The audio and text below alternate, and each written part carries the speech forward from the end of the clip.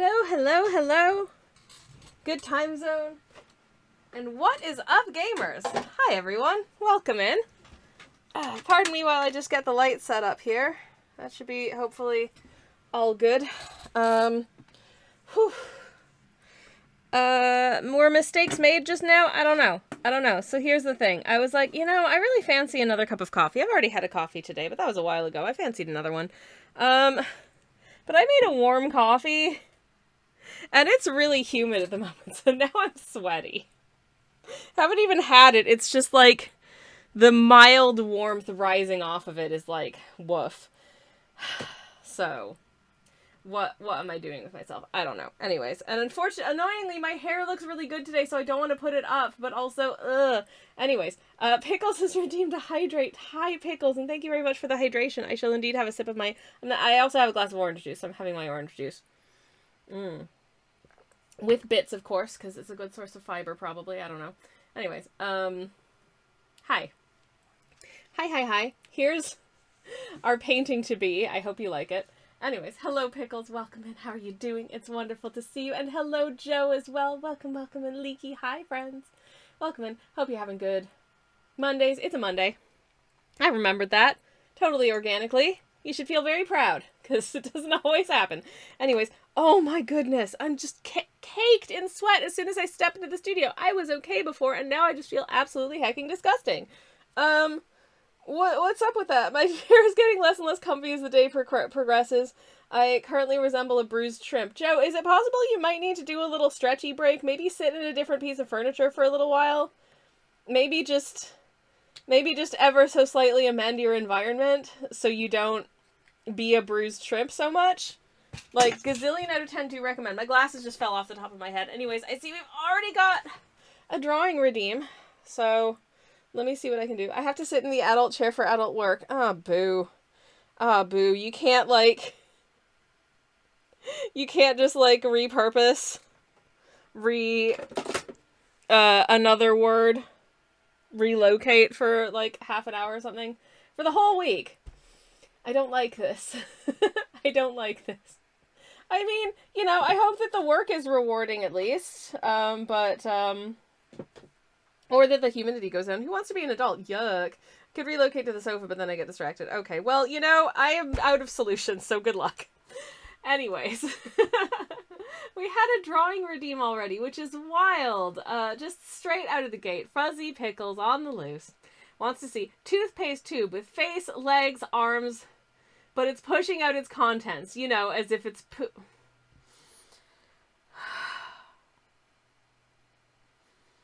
I hate this. I hate this. Why? Why would you do this to me? Why?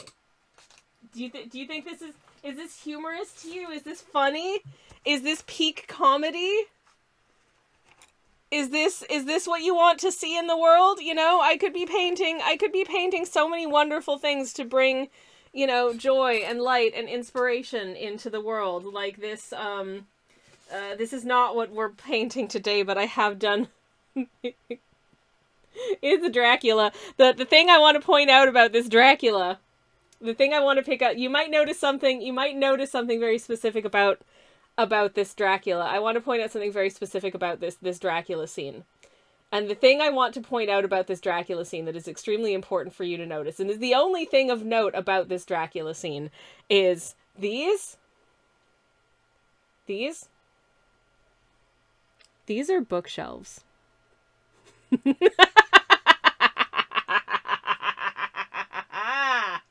I've done it. I've struck again. No.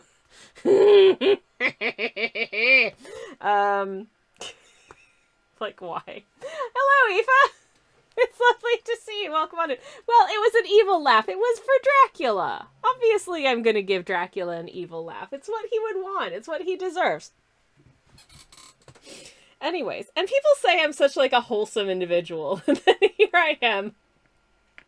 With the ability to do an evil laugh. So, I don't know. Just consider that. Anyways, I have to draw the most horrifying thing I've ever done in my life. And I hate this. I just want to go on record and say that I hate this. But Pickles, you have those channel points. And I do reserve the right to say no to terrible drawing requests if it really feels like, you know, it's outside of my area of comfort. And this is on the cusp. This is on the cusp, but you know, I'm going to do it anyways. Anyway, how are you doing, Aoife? It's lovely to see you. I'm so sorry this is what you've come into. For if on the absolute outside chance that there is anyone here and this is your first time watching the stream, first of all, welcome. I'm so glad you're here. We are mostly going to be drawing and painting. London enthusiasts may recognize this, but I also don't know. I don't, is this a bit of a deep cut or not? I don't know. This is Park Royal because I think it's neat. And I go past it on the bus when I visit the city. Architecturally, I just think it's fun. There's a lot going on here. And it's also going to be, it's also like, there's windows here, and then like these are like see-through. So you get really nice sort of like light effects at blue hour. And so we're going to paint this at blue hour. And obviously, I am not immune to needing to put little guys in it. So we've got little guys on their way out of the station. I've got a whole backstory for the little guys, but you probably don't care. Anywhoosins. I love the point I come in at. I see that your priorities are in order. Plenty book space in the back. Yes, exactly. But vampires, says Joe. Yeah, I mean, I did also sketch of the vampires, and there's absolutely nothing. There's absolutely nothing out of the ordinary about this vampire situation. There's definitely not layers to this narrative. This is a normal vampire painting with a lot of bookshelves. Anyways, can we not paint vampires today? Joe?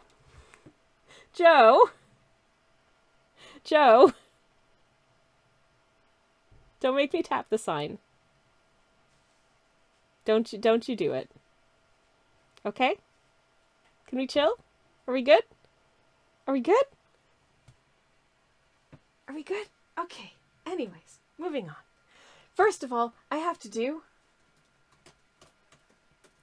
don't actually remember what this does. But there we go. Okay, anyways. But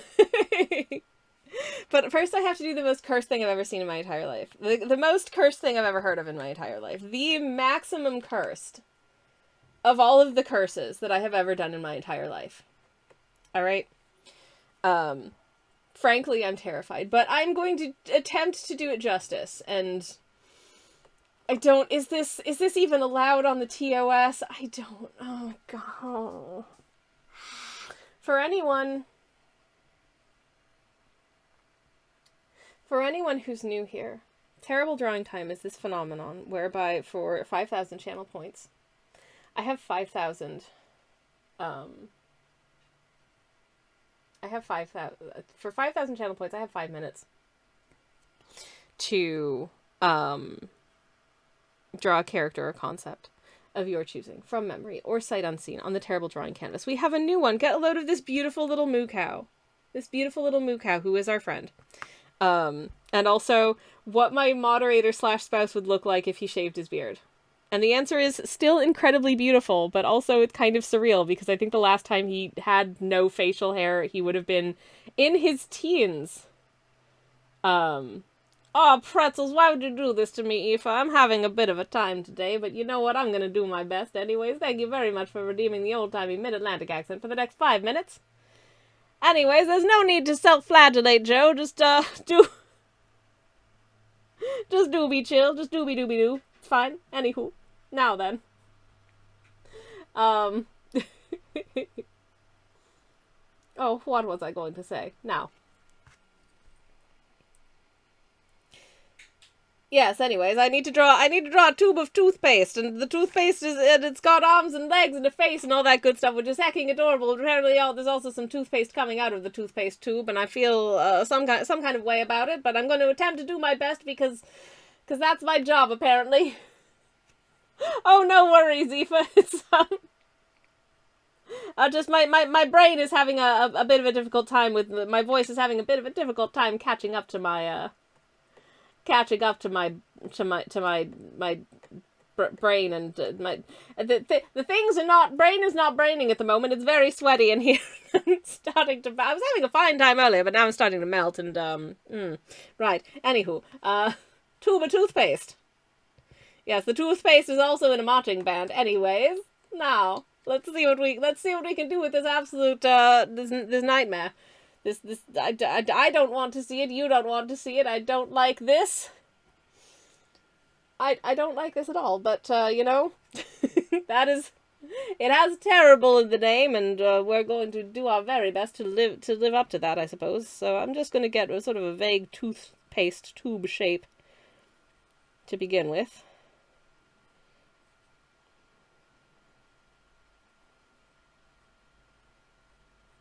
Thus.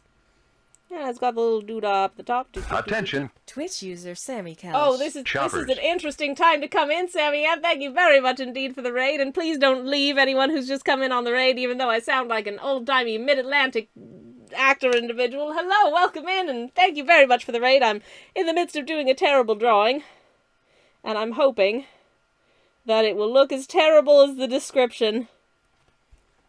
The description was bad. Anyway, Sammy, and how the heck was your stream, friend?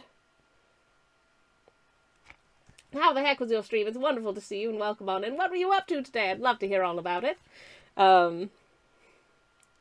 Very much I would. Currently I'm drawing an anthropomorphic little toothpaste tube, who's just having not the best of times, but you know, so it goes. I hate this, and I'm not a fan of the fact that it exists, but well, needs must when you make a channel point redeem.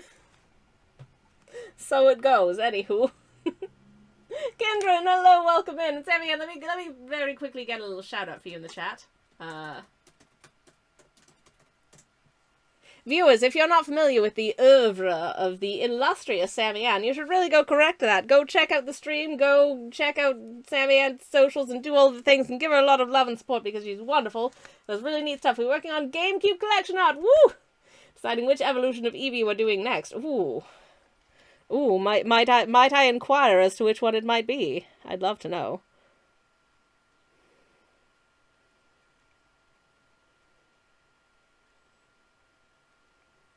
Toothpaste. Oh no. Oh, doesn't it look just... I hate this. I absolutely just horrified at the fact that this exists, and I don't like it at all, but... Someone requested it. I had to do it. I don't like that it exists. This is, hands down the most terrible thing I've ever done in my entire existence, and, I resent that this has to exist on this canvas, which was so beautiful up until this point, and now everything's ruined, and I'm as sad as this little guy. Look, they're so embarrassed. Why would you do this to them? Why? Why, I ask you? It's just... It feels cruel and unpleasant. Anywho's, we're voting all week on Patreon and Friday on Twitch. It's between the combo of Glaceon and Flareon and Sylveon and Leafeon. Oh, goodness gracious. Well, that's... How can one possibly pick? They're all so cute. Aoife, I will read as best I can the terrible drawing request to you, but oh, it makes me feel sad. Him. Where is it gone? It's way up at the top of chat. Toothpaste tube with face, legs, arms, but it's pushing out its contents. You know, I'm not reading the rest because... Ugh. Anywho, that's that.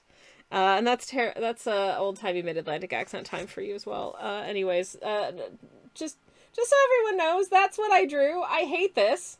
I hate this so much. This is as cute as you can make it, says Sammy, and I did try. But I hate this, and I don't ever want to look at it again. So thank you so much for that, Pickles. I genuinely hope you're happy. But also, why? Do you hate me? Dost thou? Anyways, I'm very happy, says Pickles. You know, that's all I could possibly ask for, so great. Anyways. Yeah, now that absolute horror is over and done with and everyone else has left the stream, Sammy Ann, if there's any art you would like to share with us today, whether it's what you were working on today or something on your socials or whatever, I would absolutely love to share with the class. I'll be very, very happy to do so. But we are an art tax optional stream, obviously. We are a tax haven, so if you just want to dip or you're feeling shy, like, that's all fine as well. Like, no worries at all. In any case, for anyone who's new here, I'm very sorry that this was your introduction, but hello, my name is Twitch user Sammy Kelshin. Normally, I draw and paint things that are a little bit kinder and gentler, like this London Underground station that is one that I happen to think is architecturally really stinking cute. I struggled to figure out what angle to draw this from because the view from the platforms is also really stinking cool. Technically you got rated during the terrible drawing time, so I'd argue it got you more viewers, says Pickles. The disproportionate nature with which it happens that I get, like new viewers and raids and stuff come in just at the worst possible moments. It's just really something. Anyways.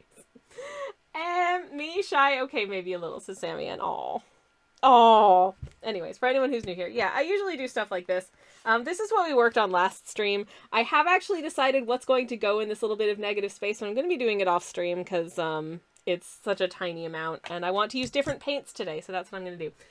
And I'm not going to tell you what I'm putting there because I want to keep it a surprise. It's so not exciting, but I think it'll be cute. Anyways,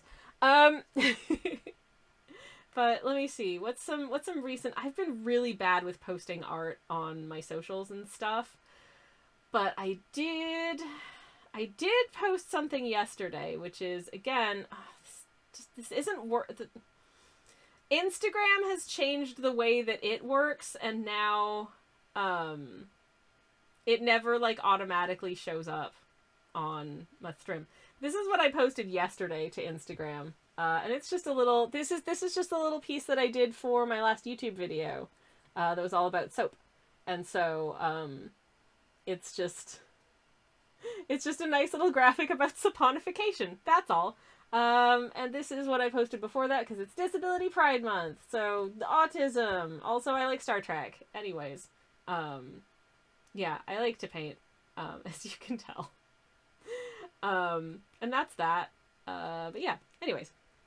I shall pass on the sharing unless you are over on Insta and want to share. I haven't updated in a while. Oh, I can do it anyways. More books, Simeon. Listen, the books is a disease and I'm worried it's becoming a cliche. But, and I did do a sketch, that is also, no, I don't think we've looked at these on stream. Hold on. I don't know if we've looked at these on stream. So I'm gonna creep on your Insta for a second if that's okay. Gonna have to tell it where to look again. Where's the damn... There, okay. Yay! Okay, I got it to work. Anyways, this is some of Sammy Ann's dress. Sammy Ann is like the reigning monarch of dragon artwork. Like, look at... Oh, this is so cute! I love them! I love the little jellyfish. So the flip-flop dragon with little flip-flops on their hand feet. These are delightful, and I love them very much. So yeah, if you like whimsy and good stuff, and they're made with tea! Nice! I love that! I love this so much. So much. Sammy Ann also paints with tea, by the way, which is a damn delight. So yeah, please go check out Sammy Ann's work if you have not. And thank you so much for letting us have a little creep on your Instagram. And let me get another shout out to you in the chat. There we go. Anywho. But yeah, as was in the stream announcement and yada yada yada, today is Sammy's special interest hours. Because it's been a really long time since I've done anything like a urban public transit station, metro kind of vibe artwork. And I just really wanted to. And I really like I really like this station. One of the things about painting and drawing metro stations is that generally I kind of want to stick with stations that, like, I've been to, or at least have, like, visited or gone past, that kind of thing, rather than just going off of, like, some pictures I found. So this is a station I haven't actually traveled. I've traveled through this station. I've traveled past this station on, like, the big main road that it happens to be on very frequently. But I haven't gotten on or off at this station, but I feel like that's close enough. I've gone past it to points beyond, to the west or to the east of it on the oldie London Underground. This is Park Royal, which I think location-wise is fairly not necessarily the most exciting. There's, like, a whole bunch of sort of shops, but they're the kinds of shops that you go to, like, with a big car park. There's, you know, like, one of those big shops where you can get a sofa, or I think there's, like, a cinema and, like, a DIY shop, that kind of area. It's not like a bustling city center kind of neighborhood. And then on the other side this way, it's just sort of very residential neighborhood. But the station itself looks really stinking cool, so I wanted to paint it because I think architecturally it's really fun. I've never gone that far west this leaky. What, like in your life? Like in your life? That's wild. Or even in London, that's wild. I live west of London, so if I'm traveling into London, the road that goes into, like, the city center goes past this station. So, I've seen it a lot from that angle, basically. But these two guys are getting off at this station because, I have determined that they are going to visit this little, he's got a little, you can kind of see he's got a little overnight bag. They're on their way to visit his parents, and this little buddy has never met his parents, so they're a little bit nervous. And they're a little bit nervous too, but less so because obviously they've known their parents for like 40 years or whatever. So that's the story. Isn't that thrilling? But, yeah. Anyways,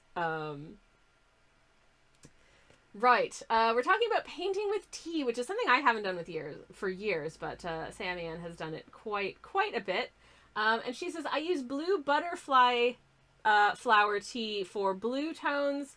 Add some acid-based material like lemon because blue pea flower tea is a very fun science experimenty pH indicator, where if you add something acidic like lemon juice to it, it will turn it from, like, bright blue to, like, magenta. It's crazy.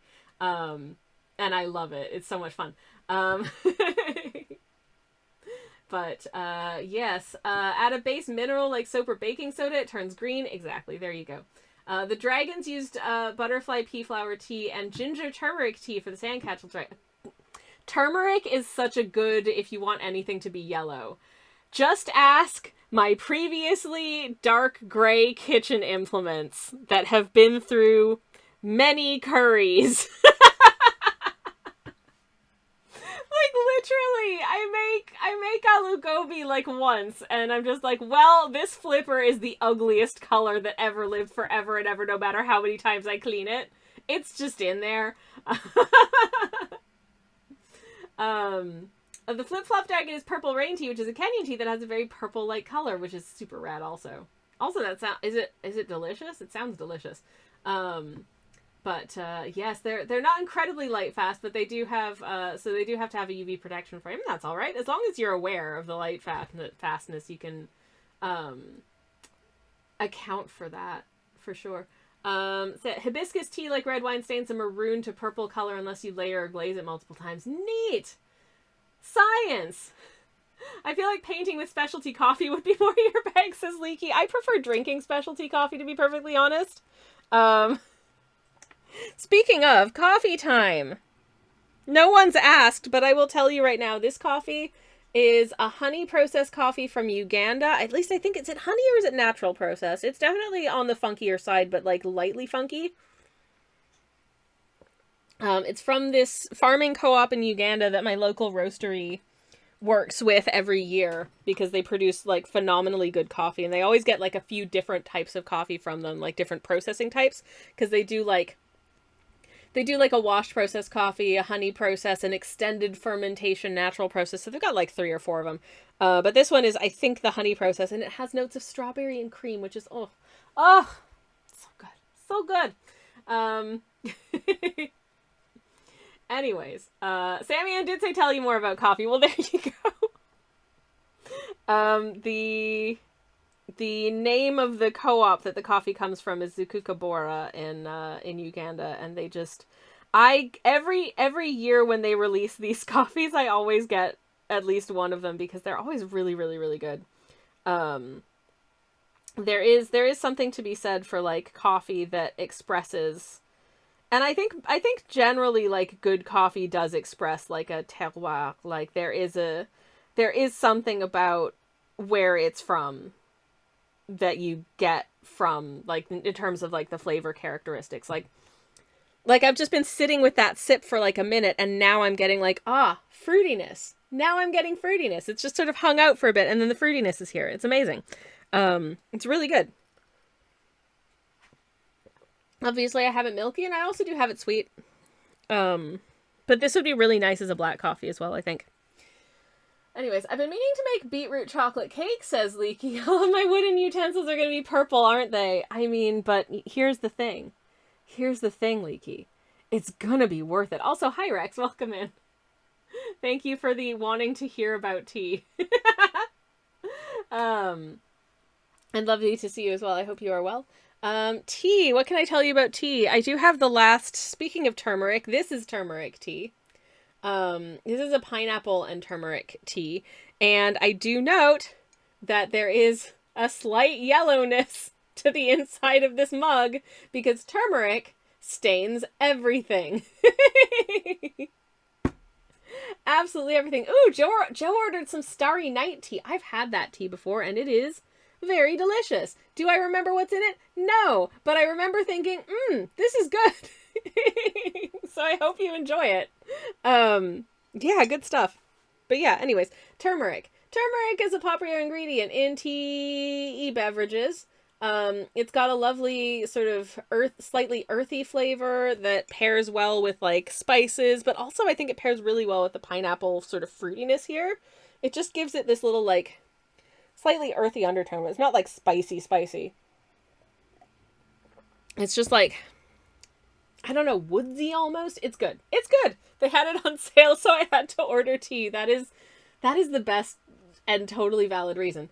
But anyways, yeah, does anyone remember like a few years ago when like turmeric lattes and turmeric milk were like super trendy, and you could buy like a little like 25-gram bag of turmeric latte mix, and the hilarious thing about it is that like if you want to make a turmeric latte, you can just, like take some turmeric is like the cheapest spice you can buy.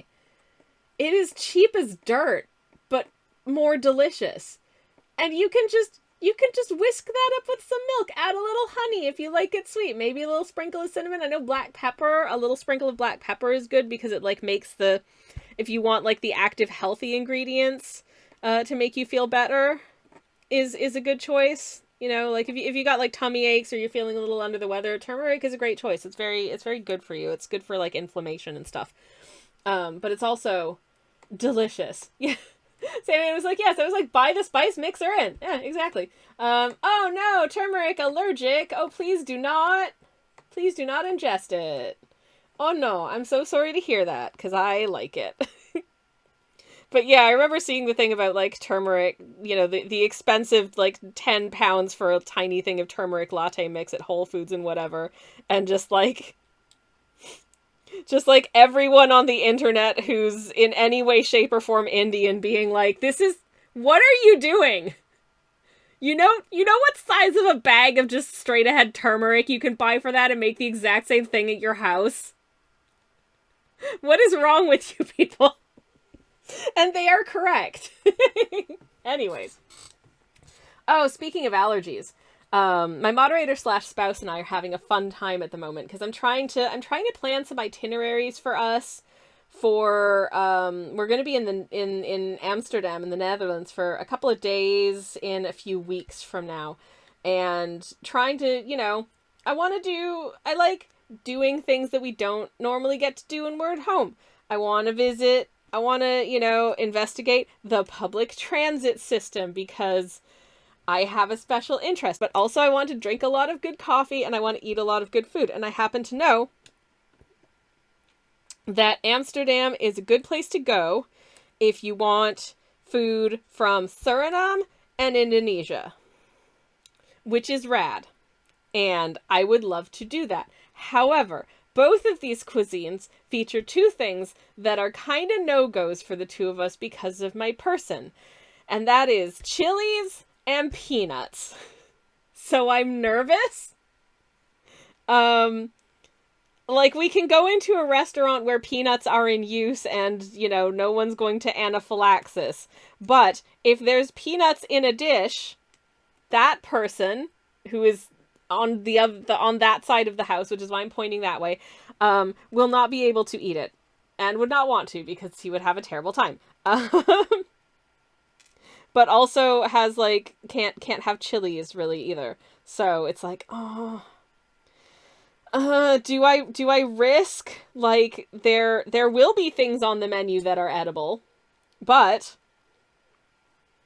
there might not be many. But then on the other hand, I am now wheat free, which means there are many places where it's like, well, there is a single menu item I can eat. So I guess I'm having the salad again,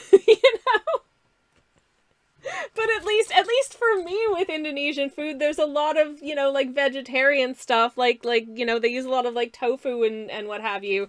And also things like steamed rice, fried rice with vegetables and that kind of thing, which would be totally fine for me. Totally fine for me. Oh no, peppers, paprika, chili, capsicums. Oh, beans. Allergies. Well, natural colorings are not my friend. Boo. Yeah, this is... Also, I'm gonna be real. I'm sure they're healthier if you're not actively allergic to them, but the naturally colored... when you just want... Okay, so I was watching a video. Bring back E-numbers, says Joe. What's the current research on the, damagingness of the E-number colors? Because I was watching a video from, Preppy Kitchen, which is a YouTube channel that does, recipes and stuff. And he was making... And he's in, the States, and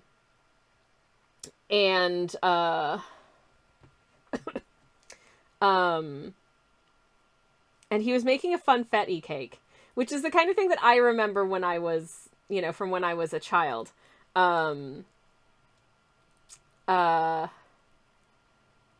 the sprinkles that he was using was the sprinkles I remember from when I was a child and when I lived in Canada. Because they were actual colors of the rainbow. And it's just... The rainbow sprinkles you can get here in the UK are just so milk toast and sad compared to it. It's not really the colors of the rainbow, It's yellow and pastel pink and a very light green and white. And it's this isn't that festive to me. If you're gonna have rainbow sprinkles, I want them to be a ding dang rainbow, damn it. Anyways, Sammy Ann is getting some food into some people here. We'll lurk. Have a lovely lurk, Sammy Ann. I hope you have a wonderful time.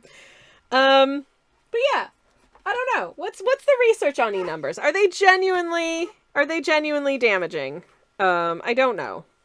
Possibly if you get headaches from E150, probably don't consume it. But mention of MSG from Leaky, you can, if you can't find a bag of it at your local supermarket, 100% you can get a bag of it for relatively inexpensively and in relatively large quantities from your local Asian supermarket.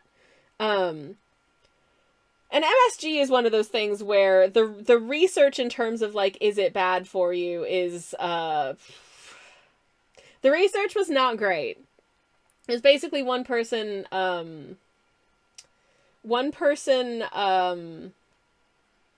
ate a bunch of food with that happened to be seasoned with MSG and was like, "Oh, this is bad." But there was also like, you know, mid 20th century just like casual racism inherent in like the Chinese food made me sick kind of thing, right? Um MSG just comes from like seaweed. Um yeah, Joe says, "Did someone go, 'Oh, foreign people eat this, it must be bad'?" Basically, yeah. It was like there was a whole like kerfuffle about it because MSG was used, I think, much more widely in terms of home cooking, in like Asian cuisines. Largely because I think it was as like an isolated ingredient discovered by possibly a Japanese food scientist or something like. Because again, it comes from seaweed. So, for instance, like if you, I'm pretty sure that like the savoriness that you get from like using kombu seaweed to make like dashi stock, that's MSG. Anyways, but don't quote me on that because I may be misremembering, but I think that's the case. Anywho, um E numbers, says Joe. I mean, I imagine people went, "Oh, chemical making my child have ADHD." Hello, it's like no, no, no. Yeah, exactly. Hello, genetics are calling, says Joe. Yeah, exactly. It's like, wait a second. You know, it's like, huh, you know, turns out I've got this thing called ADHD. And then like my parent happens to casually mention sometime, like, yeah, you know, sometimes I just have a lot of trouble focusing on a task, and I'm like, huh. Hmm. Interesting. Huh. Yeah, it's like anyways. Uh Anywho, I'm so sorry that this conversation got sad. But the good news is you can buy just like a whole bag of MSG from your local Asian supermarket, and it makes things delicious, and it's a good food ingredient. I wouldn't just like eat a teaspoon of it. I feel like that would be overwhelming. But I am also someone who enjoys lightly salted crisps, so you know. Salmon skin rolls, says Joe. I'm not a big salmon skin rolls enjoyer personally. I do like a salmon sashimi. I like a salmon sashimi. I do. Ah. Anyways. Um. I need to use masking fluid. That's what I need to do. That's going to be my first step in the getting the done of this painting. BTW. BTW. I don't know what happened to my voice there, but this is the paint set I'm using today. This is the 1930 set from Choosing Keeping. Japanese paint. Speaking of Japanese ingredients and Japanese stuff, this is Japanese paint. It is not edible, unlike MSG. Anyways, I like salmon as long as it's cooked, says Joe. Fair enough. I don't eat as much fish, but when I do, I'm cool with it being raw. Hello, little birdie. Welcome in. No, this is not food. It is not food. But it is appropriate that it is the 1930 set from Choosing Keeping Paints, because I'm fairly sure that this station was opened in the 1930s. I think 1936. Don't quote me on that. I'm looking it up because I want to get this correct. I don't want to steer you incorrectly. Because one of the things that's actually quite interesting about this station is that I had assumed incorrectly that this station was designed by notable and quite prolific station designer Charles Holden, who I adore. I'm hoping to paint a Charles Holden station at some point in the near future, specifically Collier's Wood, because it's heckin' gorgeous. Anyways, where does it say when this was opened? 1931. Okay, this confusion. Okay, key dates. On the 6th of July, 1931, the station was opened as Park Royal Station. It was originally a District Line station, but then it became a Piccadilly Line station.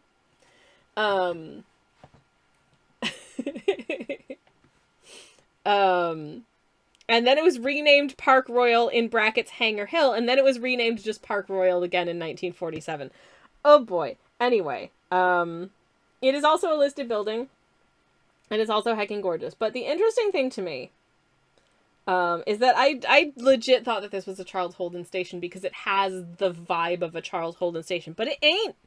It ain't. It was inspired and influenced by Charles Holden, but it was designed by Welch and Lander, and I cannot tell you anything else about who Welch and Lander are because they don't seem to exist on the internet. Maybe this is the only interesting made that team did.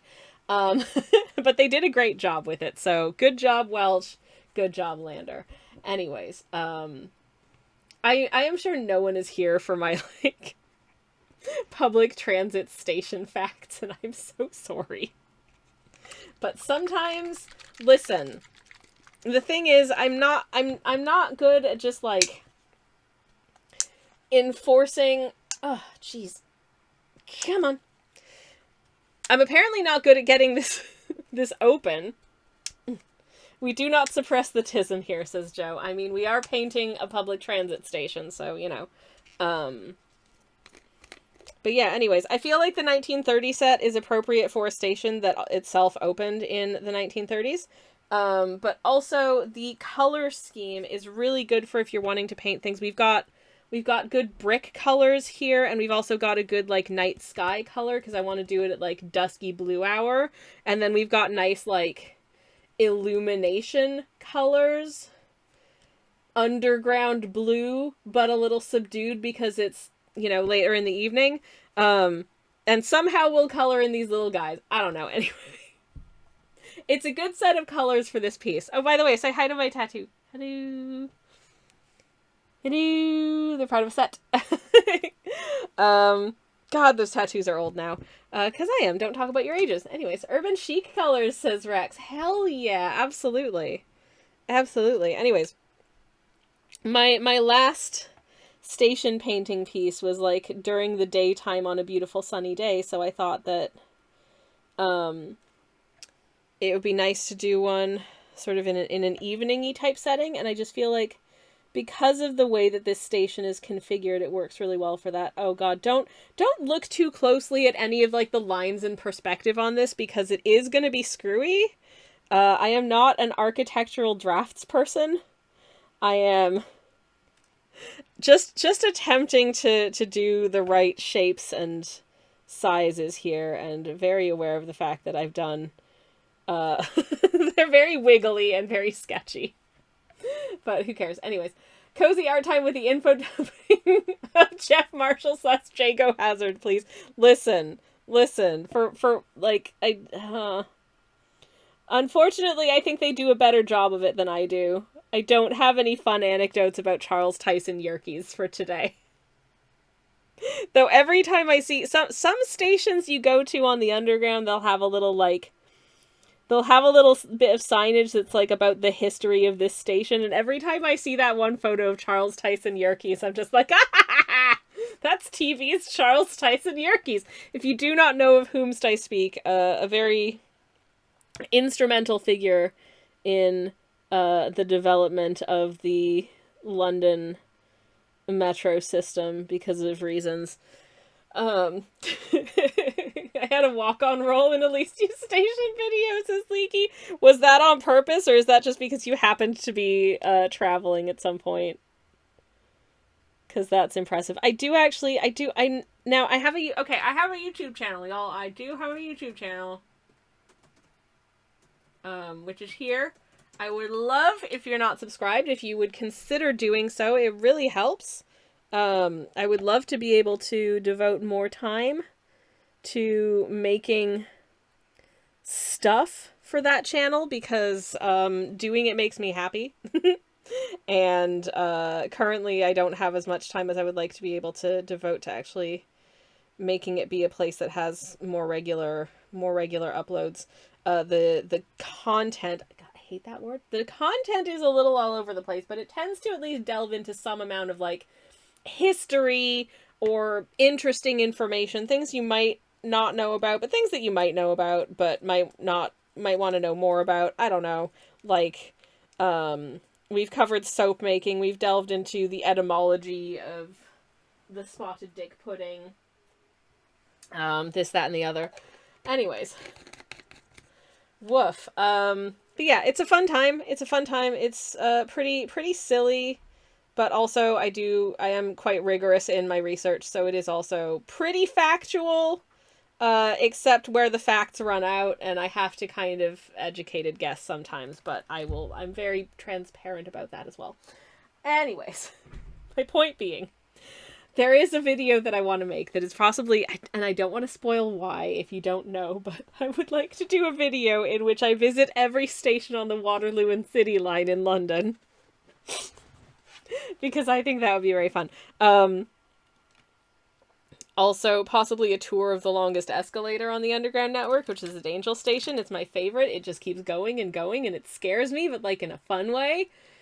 Anyways, Aoife says, nothing like a hot cup of coffee after a nice 34 degrees Celsius day with 88% humidity. Jesus flippin' Murphy, how are you alive? But luckily outside storms are brewing and it cooled down a bit already. Oh, I love that for you. We had some storm time yesterday and it felt really good. And if it wanted to do that again tonight, that would be grand. I actually almost wasn't going to stream tonight, which is, I think, a part of the reason that I was a little discombobulated earlier, was that this was a somewhat of an unplanned stream, because we were not supposed to be at home today. But my moderator / spouse is not feeling very well earlier, so we have amended our plans, and instead we will be away on Friday instead. And I'm also not streaming Thursday because we are visiting with family. And I said that with a bit of a sigh that makes it sound like I'm not looking forward to it. I'm very much looking forward to seeing my in-laws. They're wonderful people and we love them very much, and we haven't been back to the old hometown since like Christmas, and that'll be nice. So yeah, I'm looking forward to it. Oh no, poor moderator / spouse. Hope he's feeling better soon. Thank you. He's been just resting up, and I think that his general outlook has improved. General outlook. I just saluted, just so you know. But thank you very much for the well wishes. I shall pass them on when we go on to break, which we will be very, very shortly. I want to let this... I can see that the masking fluid hasn't fully dried over here. I would like the masking fluid to be fully dry before I go in with our first paint color, which is going to be this. I'm just gonna go ahead and just like block out the sky first and foremost, and then we can work on the rest of it. If it turns out the sky is taking a really long time to dry, I can also look at getting some masking fluid down on this vampire piece as a backup, so I can continue being productive, or possibly just sketching in all of the ding-dang books on these ding-dang bookshelves. There's also some ornate woodwork happening up in here that I haven't captured, and then some stairs leading to, I don't know, someplace foreboding at the back of this little study nook. I looked at a lot of photos of like Dracula's, the castle that was the inspiration for Dracula's castle, for this piece, which there's nothing else interesting about this piece. Definitely, it's just a normal Dracula. Anyways, it's definitely not in space, but the conclusion I arrived at looking at all of these photos of that location is that it's really stinking cute, and I want to visit it, and I wish it was someplace you could stay in, like a little hotel or something. Like, I'm sure it's haunted and I would be all scared, but on the other hand, I'm like, oh no, a vampire? Oh geez, and here I am with all of this blood. Whatever shall we do? Anyways. Suddenly reimagining Marks and Spencer's moderator and spouse. Aww. I would love Marks and Spencer's even more if it was moderator and spouse. Anyways, there's a US rapper who does YouTube food videos in which he smokes a lot of hashish and has a lot of Action Bronson. Never heard of him. Haven't seen much from him in a long time. Got recommended a video on YouTube where he's literally touring my home region and tasting wines. Oh, that's nice. I hope it's fun. Anyways, I have to take a break now, so please enjoy the BRB screen in the meantime. Have a beverage, have a hydration, have a stretch, do all that jazz. You ain't gonna miss anything. because I'll be back very shortly. BRB, everyone. Hello. I'm back. Hi. Sorry for the abrupt end to the music. If you were enjoying it, I do apologize. But I have returned. I'm going to take a sip of one of my many beverages. This time tea. And let's get painting! Only an hour and some minutes into stream and I'm already putting paint down onto a canvas? What? That's wild. That's crazy. That's probably illegal in some countries. But how about I do it anyways? Anyway. Yeah. I've got my water cup. I've got my little canvas. I got a selection of paintbrushes. I'm gonna start with this bad boy. And let's just heck and go, shall we? Let's just heck and go. I am going to, I think I don't want to go fully dry paper for starters. No, it doesn't have to be soaking, but I would like it to be a little bit dampened, just so the pigments move around nicely. But we do want a nice richly saturated blue hour for this, like for sure.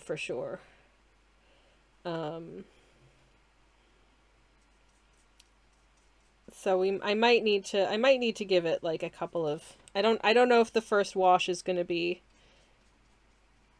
as much as we want. I just don't know. I guess let's find out. Okay.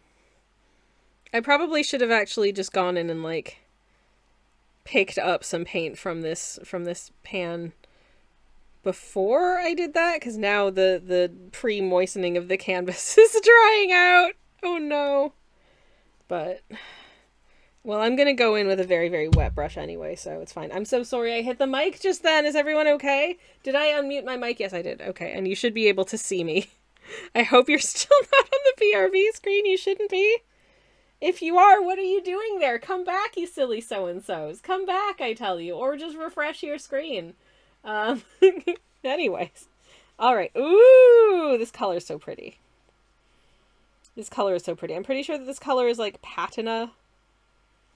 And it's so pretty. I love it. I love it.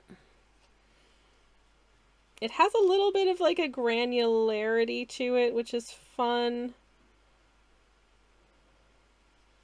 As well, it's not just like, it's not perfectly solid. There's a little bit of dimension going on to it, which I think adds a nice mote of visual interest to it as well. So hopefully we'll see that play out here nicely.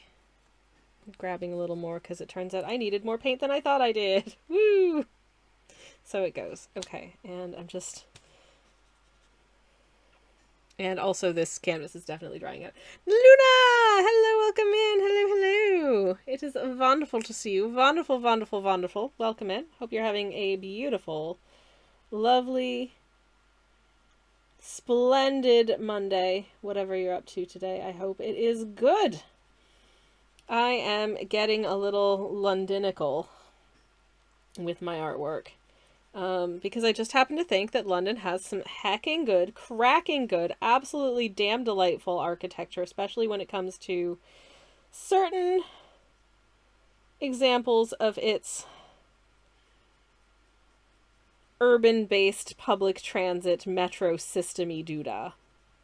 And I like playing with that, so I'm playing with it today. And we are,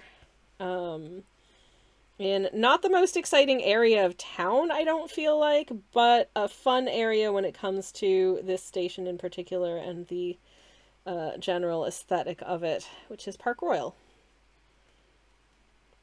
I've never had cause to actually stop here, but I've been past it a lot of times and I think it's real pretty, so ta-da!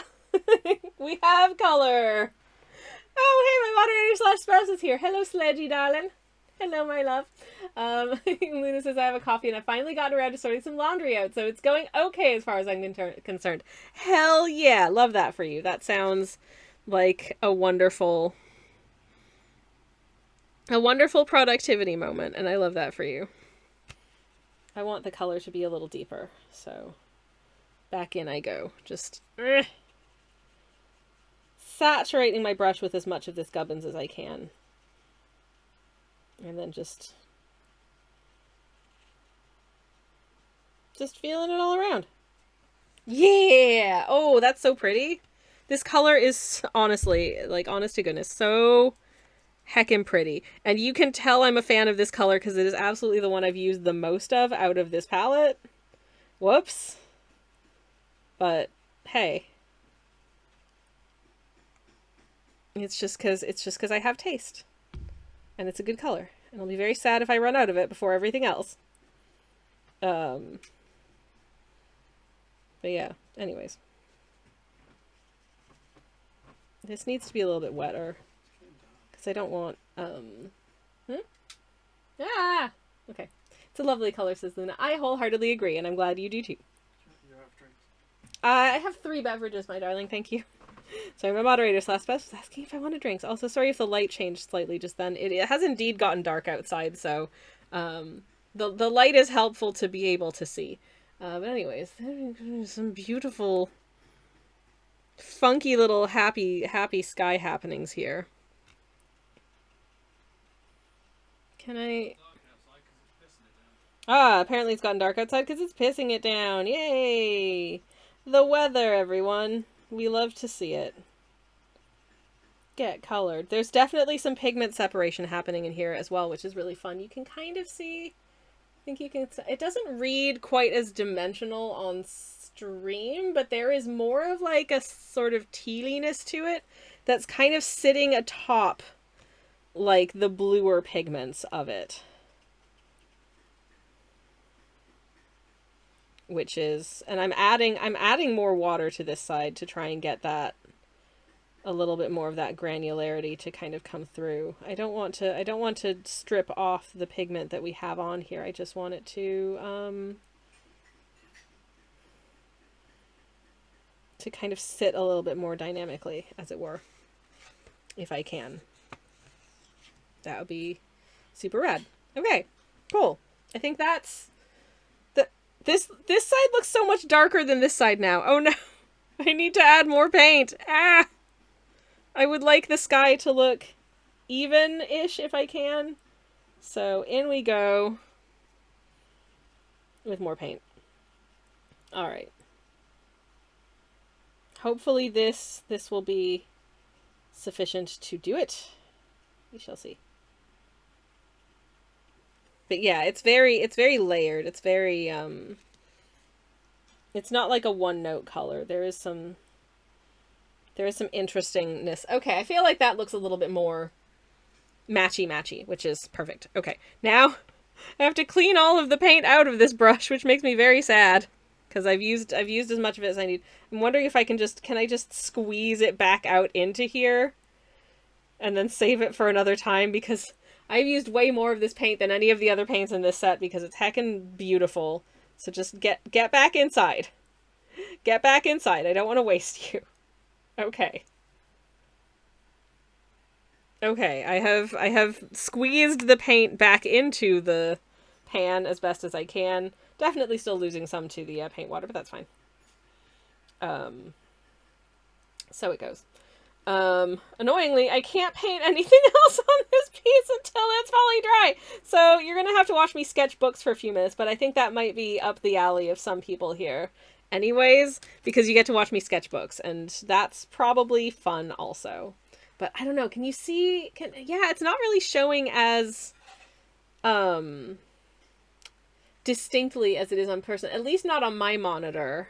There's like a greenishness kind of sitting atop like a bluer color. It's really interesting that the monitor, like my monitor in general, isn't always the best at capturing colors exactly as they are, but the degree to which it captures one color or another in its, like, to the naked eye form is really hard to predict.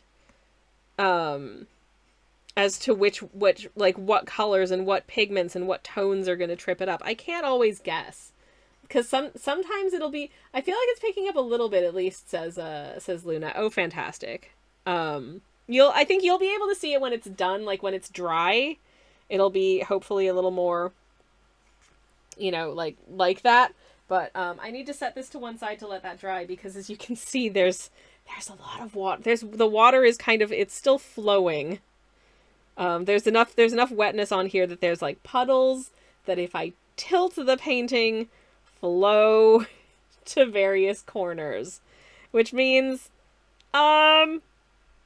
she's a little bit damp. She's a little bit damp today. That's fine. But, so it goes. Anyways. But yeah, fun factoids. This is not a Charles Holden station. It is Charles Holden inspired. And, I think that's beautiful. But also I think this station is beautiful. But I've also had no reason to ever actually stop at that station. I've only stopped around it. I need to draw some bookies. I need to draw some little bookie wookies into here. So these are going to be some very dusty old tomes, I would assume, because this is Dracula's castle, supposedly. So the tomes is going to be dusty.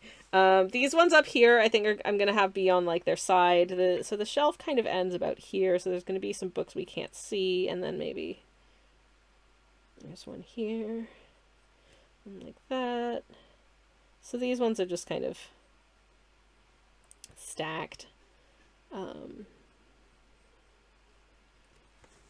Just in fun ways and fun shapes. Yay, books and Dracula, says Luna. Yup.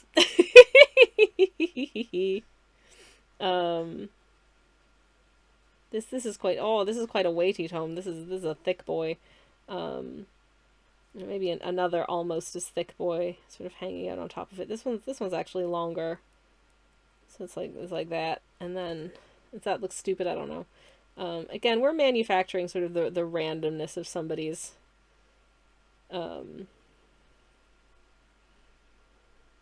bookshelf, so it doesn't need to be perfect. It's just going to be whatever it wants to be. Just squeeze another one in up there. There's a lot of books happening. Have I ever mentioned the wedding cake topper that Sokka and I had? Asks Luna. You ain't done that. At least not for me. I would love to know about it. Very much I would love to know about it. Mine was Lego.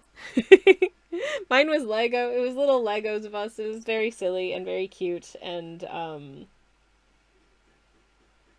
also the cake served too. And then I just made butterfly cakes for everyone. It was delicious. I still swear by that chocolate cake recipe. It is fit as heck. But yes, if you want to share, feel free to share. I'd love to know all about it because I bet it's fun. Anywho, but yes, I don't know. I haven't decided what paint palette I'm going to use for this like little Dracula's kit. It's just the famous bit, the famous bit where he's like, where Dracula's not, he's like, here, have a glass of wine, and then Jonathan's like, you're not drinking, and he's like, I never drink wine. Oh, I love it. I love it. I love it. It's so silly. I love it. Anyways, Luna says, the bakery that made our cake modeled us out of fondant. Ooh. And because Sokka is tall and we had a fantasy world themed wedding reception. Oh, that's so cute. My little fondant self was standing on a stack of books. That is so stinking cute. I love it. That is absolutely adorable. I love it. I love that for you. That is precious as heck. That is so perfect. I'm so sorry I have the hiccups. Also, it's raining! Huzzah! It's raining and it feels really good. And Jonathan is like, oh, your strange Romanian customs. Uh-huh. Mm-hmm. Yup. Ah, you and your soups and dumplings and soups and dumplings. I don't know. So fun fact, where my mother grew up in Hungary was very close to the Romanian border. And it was like literally, it was like Hungary, border, forest. And there was forage in that forest. I don't know what exactly, but I don't know. Let's say wild garlic. Maybe it was wild garlic. But there was deliciousness to be foraged in that forest. And so sometimes the kids would just like doot doot doot doot doot across the border to go foraging in the forest, and then sometimes an official would notice them and be like, hey kids, pray tell, what are you doing all the way out here, little buddies? And they'd be like, oh, we got lost, which is the way back to Peneslek? And he'd be like, it's that way. Go on, you little scamps.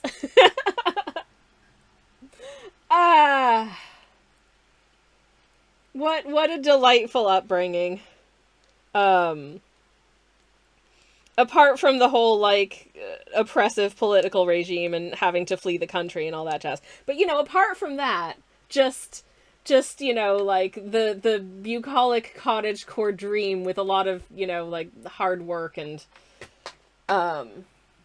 having to have normal jobs and probably not a lot of money. But anyways.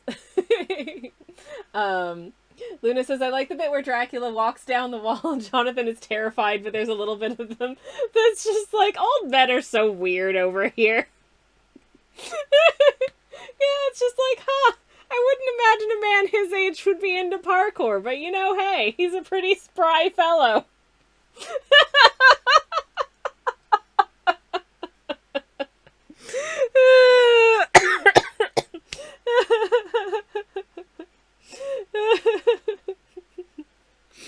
Oh, beans. Anyways.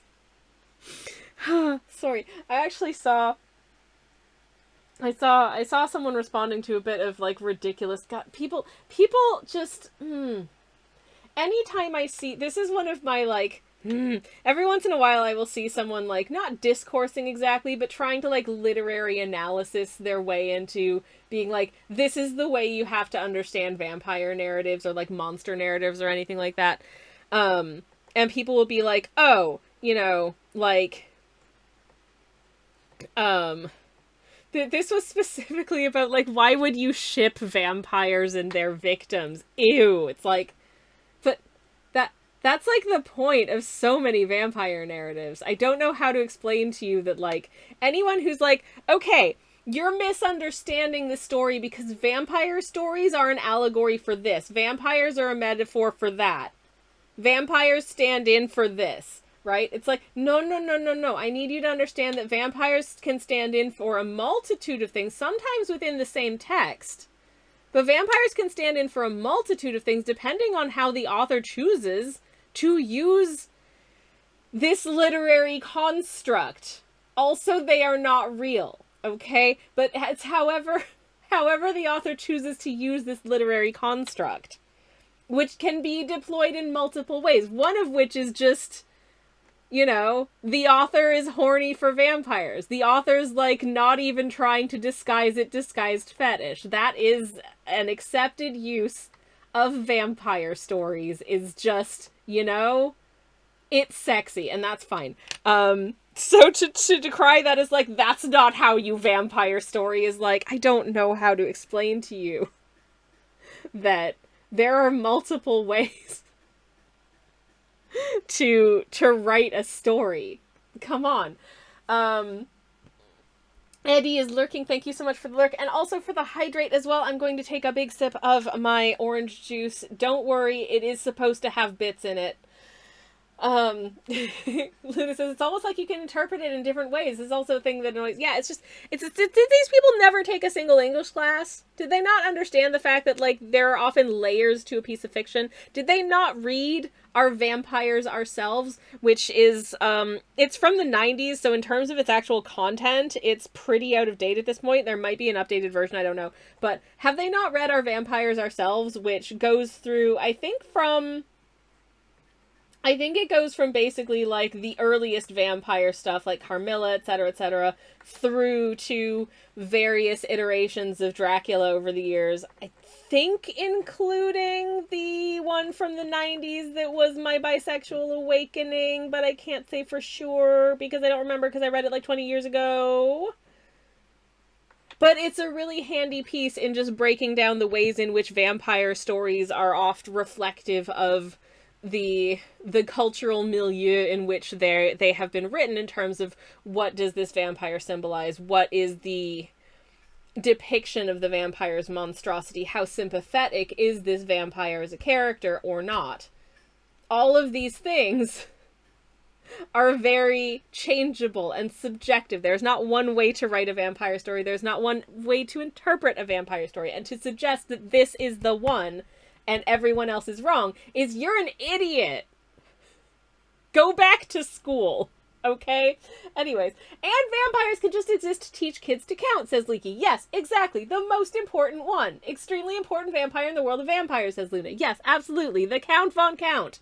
The most important vampire of them all. I say this as someone who regularly has the Batty Bat song stuck in my head.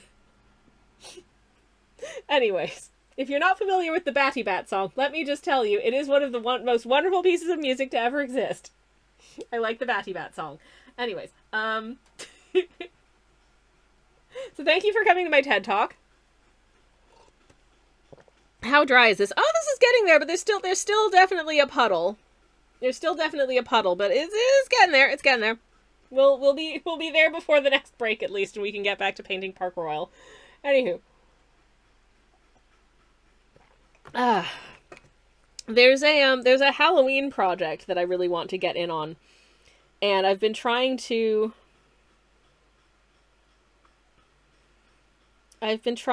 decide what sort of Halloween piece I want to do, and what, like, what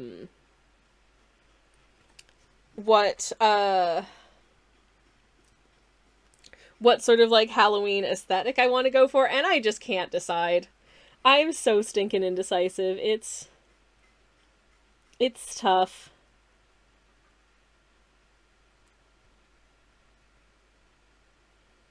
I just don't know. I'm trying to draw books surrounding this guy's head without creating any weird tangents.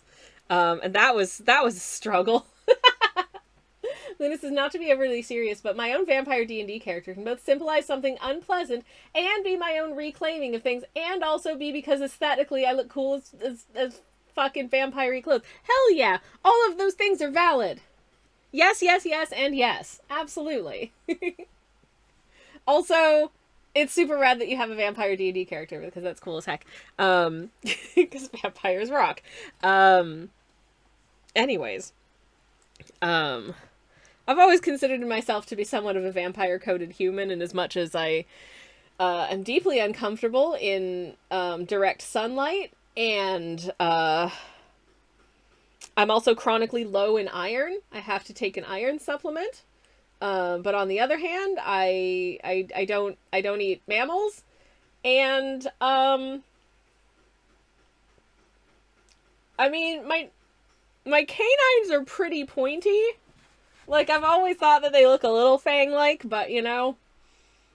On the other hand, I love garlic, so I'm conflicted.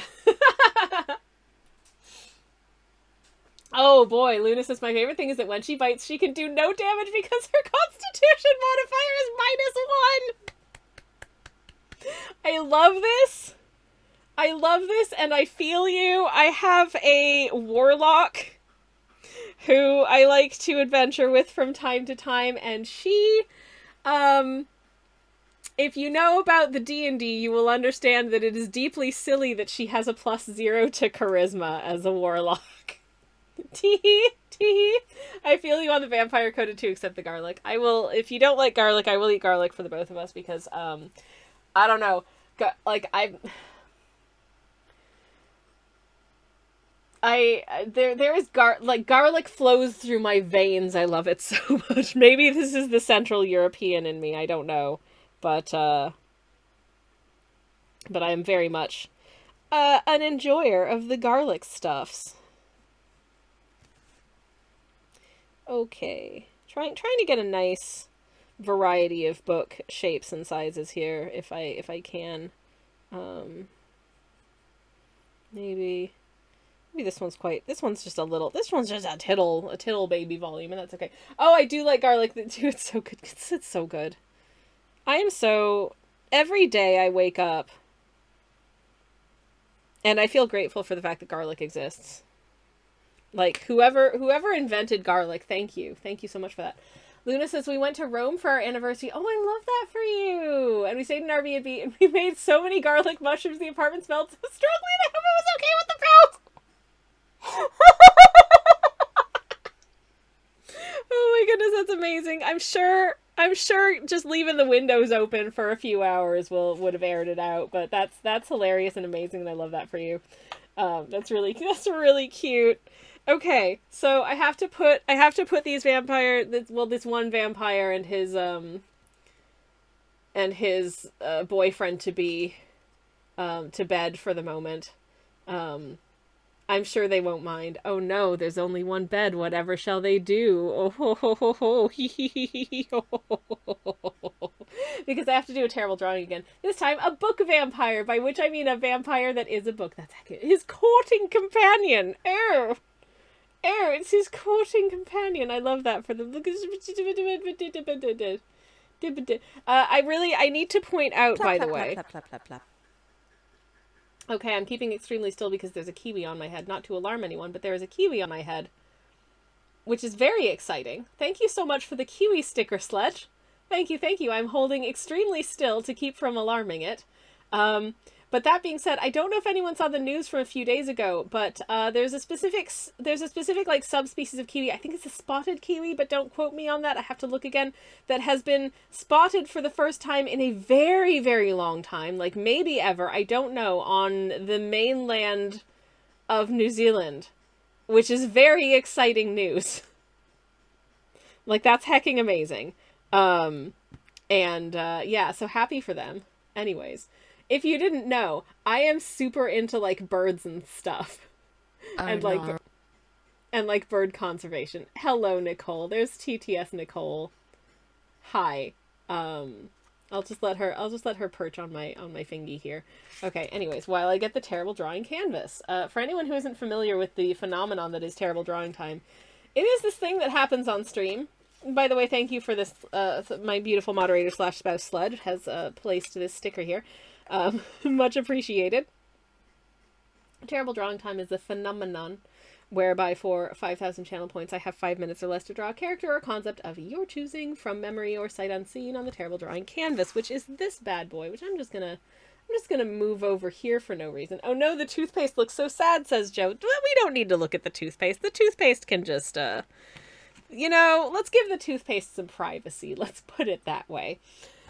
Because I've got a terrible drawing time request for a book vampire, which is just the cutest ding-dang thing I've ever heard of in my life. So let me see if I can bring this to life for you. I shall try. Leaky says, I knew someone who house shared with their 2 gay besties who lived in a 3-bedroom flat that mysteriously had only 2 bedrooms. Because parents. Oh. Interesting. Okay.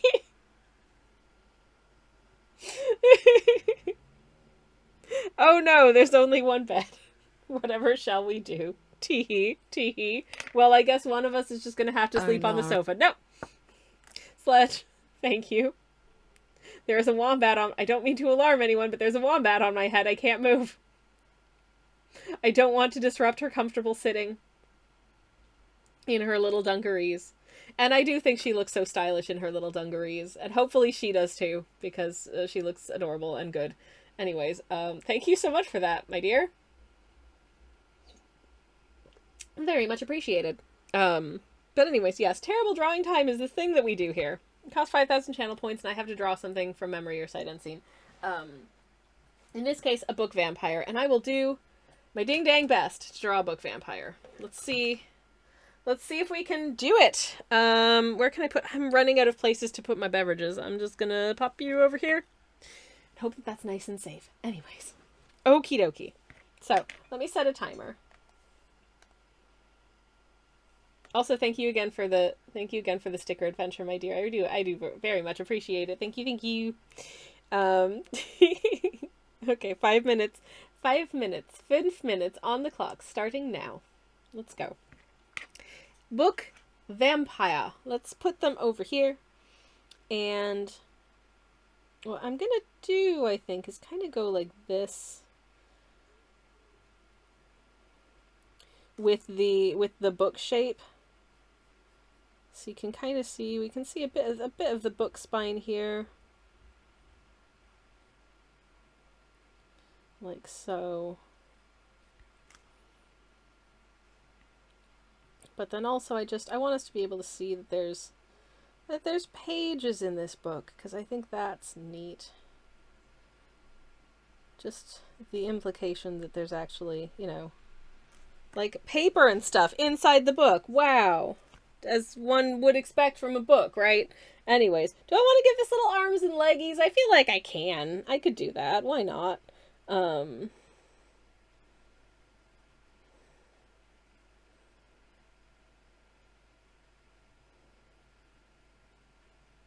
Nice big sharp fangies, of course.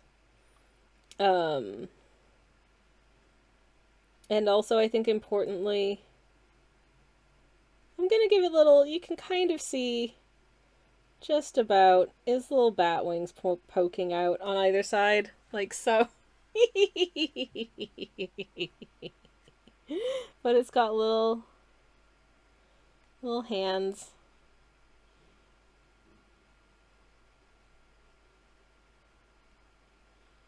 And little legs.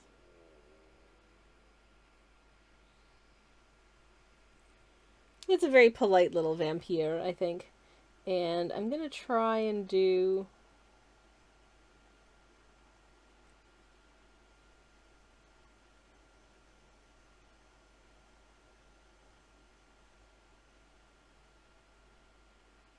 I'm gonna try and do some nice text for like the title of the book, but I didn't do a very good job there, so I'm gonna start again.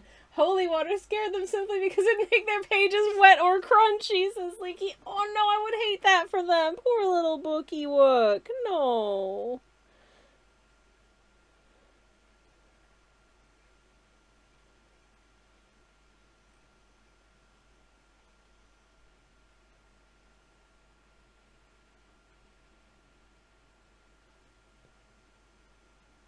Oh no, what's really scary is that the person who did the letter setting almost ran out of space for the entire word Dracula because they goofed up at the beginning and didn't give themselves enough room to do it. But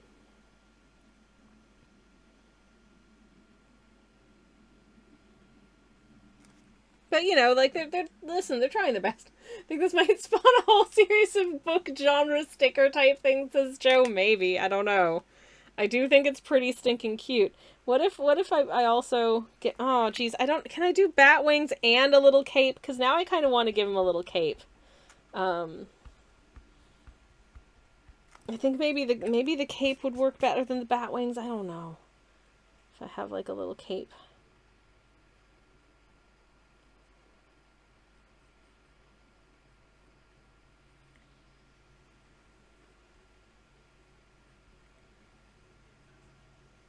Just a nice little Dracula cloak. Oh, this is cute.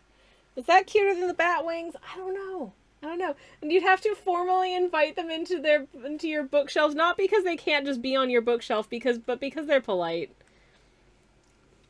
I feel like that's the reasons. That's the reason why you have to invite vampires in, is that just, you know, we all listen. I think what I'm going to do is just give it just bigger bat wings, actually. Yeah, that's better. That's better. Okay, cool. Love that for them.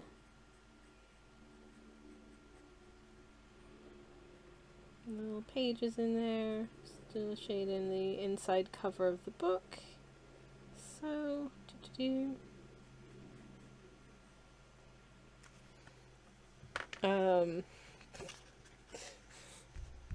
we like to feel invited, says Luna. Yes, exactly. It's just, listen, it's polite, that's all.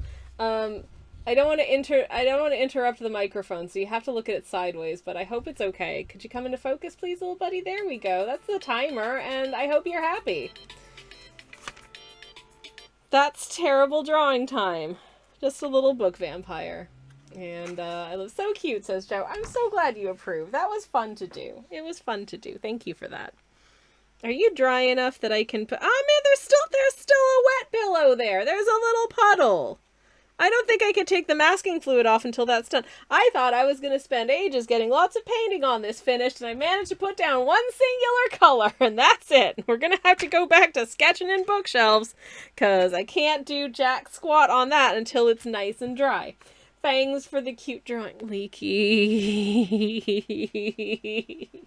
That's very silly. Thank you. Oh my goodness. I'm taking a sip of my coffee. Oh, biddle boy. Anyways. Very cute book, Vampire, says Luna. Thank you, thank you. Oh, we've got happy flapping, flappy a little bat wings if you're a vampire in the chat. Flappy a little bat wings as much as you wanna. Anyways. Yes. Wow, I'm just looking back through my Instagram page, and I've literally, since the end of May, posted 1, 2, 3, 4, 5, 7 artworks? Oh boy. No wonder I'm gonna pretend that the algorithm hates me, and that's why my Instagram engagement is so low, because my Instagram engagement is garbo. Oh my goodness. But I'm also not really... I used to like log in every day and try to post every other day and do all this, that, and the other on the oldie Instagram. And then I kind of just... I was like, I don't want to have to check this every day, actually. Because it was eating so much of, like, my time that it became, like, a difficult and frustrating obligation instead of, like, a pleasurable way to unwind and be inspired. I was not enjoying that, so I decided,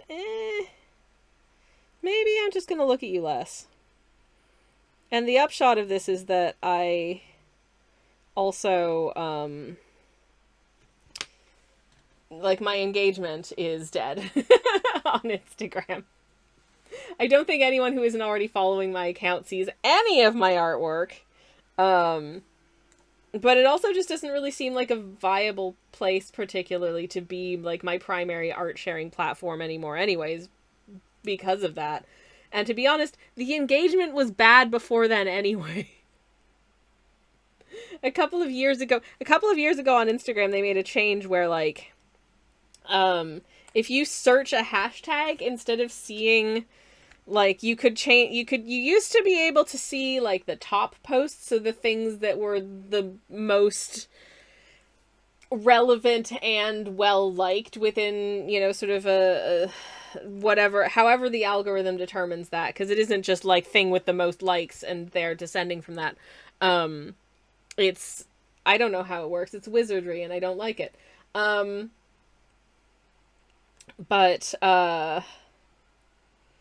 then they changed it, and, you know, or you could change it to, like, just descending in chronological order from most recent and then moving backwards in time, which is super useful if there's, like, a tag that you like to check regularly to see new stuff. Like, if I just really want to see all of the pictures people have posted of, let's say catbirds. I just want to see photos of catbirds, so I search hashtag catbird, right? I would like to see a chronological from most recent to least recent list of photos of catbirds. Is that what you get? No. You get top posts, aka the most popular posts about catbirds, and recent top posts. So the most popular posts about catbirds that have been posted within, I don't know, some set of time. It's garbage. Anyways, I just like the algorithm, says Joe. I get ads, posts from people I'm not following, and more ads. Thankfully, my app seems to be very good at allowing me to snooze suggested posts, so my feed isn't clogged up with things that I'm genuinely not interested from accounts that I will not be following. And maybe one post from 3 months ago from a friend, says Joe. Yeah, exactly. It's impossible to see the things that you want to see. The ads are terrible. These platforms just want you to make content for free without daring to link people off-site to your own merch, etc. Which I regularly attempt to do anyways, because I would love people to see my YouTube videos and buy my art and stuff. Oh, by the way, I have a shop. I just want chronological order from people I'm following, says Joe. Yes, that's exactly what most people want. That is exactly what most people want, and they will not give it to you, even though you know that they can, because they used to. Because that's worse for them in terms of ad revenue. I've seen, like, people from, you know, like, social media sites say that, well, people say they want a chronological list of the users that they're following, but we find that they spend less time on the app if that's what we give them. And it's like, yeah, because they're not stuck wading through a bunch of irrelevant slop trying to find the things that they actually want to see. But the more they have to wade through slop, the more ads you can feed them. They're not happy about this. That doesn't mean they're enjoying your app more. They're enjoying it less, but they feel obligated to look at it more in order to find the things they want to see. That's like, they must understand this. It's not that people are lying about their preferences and intentions. It's that you are deliberately taking this data and gathering the wrong information from it. That's the difference. Luna says, them changing the feed from chronological a few years ago was the worst. Yeah, absolutely. I used to be like, because things weren't in order, because posts were no longer in order, I used to be like spending ages thumbing through every post in my feed because I didn't want to miss anything that the reasonably small number of accounts I'm following had actually posted. Every time, you know, every day that I visit Instagram, which used to be every day. And then I was like, I am spending upwards of 2 hours trying to get through all of the posts in my feed, and I'm not even following that many people. And at some point I was just like, no. I'm going to look at Instagram on the days when I have something to post. I'm going to see as many posts as I feel like looking at in whatever span of time that may be. I'm probably going to miss a lot of stuff from people that I would have liked to see, but frankly, this app sucks, and that's its own fault for being a piece of garbage, frankly. So, yeah. Joe says, the only one I'm okay with weird content is TikTok because I use that for the For You page. But it's the only app with that. Leaky says, the TikTok For You page is super creepy if it wasn't giving me so much good stuff. I will not engage with TikTok. I don't have TikTok. I'm not interested in getting TikTok. It scares me. And part of the reason that it scares me is because of the way that it's algorithmically driven. I feel like you can end up being pushed down a rabbit hole of things that, to be honest, you're probably not that interested in, because you, like, looked at one thing to see what the heck was going on about it, was like, ooh,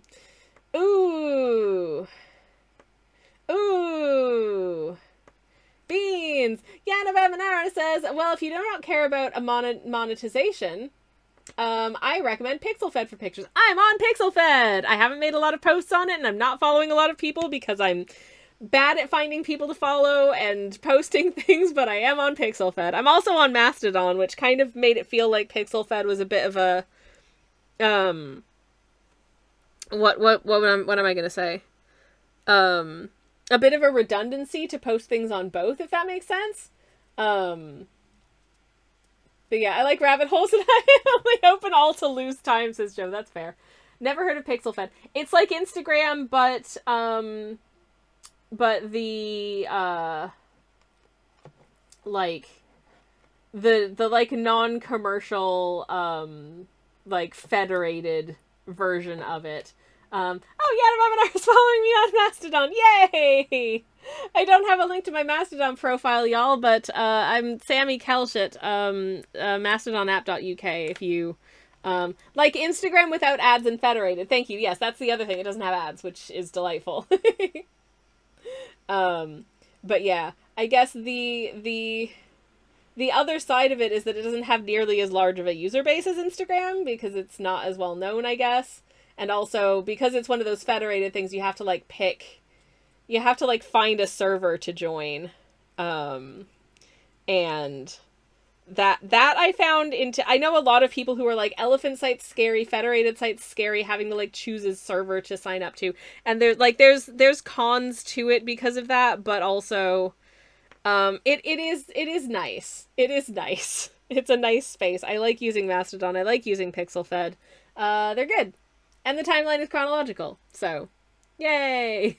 If you have FOMO about all of the things that you see on Instagram that you might not see because the same user base isn't on there also, yeah, but that goes for any social media site that you choose to or not to use. So at some point I've had to like let go of the FOMO feelings. For instance, like I will not join TikTok. I don't like TikTok. I feel like TikTok would harm my brain in ways that I would not enjoy. Not necessarily that I would just like lose time to it, but also a lot of the type of like the short form video content. I tend not to enjoy a lot of it. Just the way that it is, the trends in terms of like video and audio styles on it, I find I find a lot of them very unpleasant to watch. I don't even know how to describe, like, but just like there was a style of like captioning in terms of like having text on screen for a while there that I was seeing, and I was just like, I hate this. I think it's still around, but I'm just like, I hate looking at this. This is making me irrationally upset to look at. I have the wrong kind of neurodivergence to appreciate this content. It is not for me. But like I'm a 4-hour video essay kind of baby. That's the kind of video content I want to see, is a 4-hour video essay. So, I don't even really do YouTube shorts. Like, I will watch some YouTube shorts, but like I don't really make YouTube shorts for various reasons. But yeah, Yana Bemanara says, what I figured out for me is that I follow PixelFed accounts mostly via Mastodon and also via PixelFed because I don't log in on PixelFed every day. That makes sense. Mastodon is weird to start using simply because there's no algorithm, says Leaky. Yeah, exactly. You need to, I think, what happened with me anyways is just think of some hashtags of things that you like and go find accounts that post things under those hashtags and follow some of those accounts. Interact with people. Actually, like, talk to people. I get a lot of people following me on any social media that just click follow and never interact with me. And chances are, if you click follow and never interact with me, I'm probably not as likely to follow you back because I don't know you. But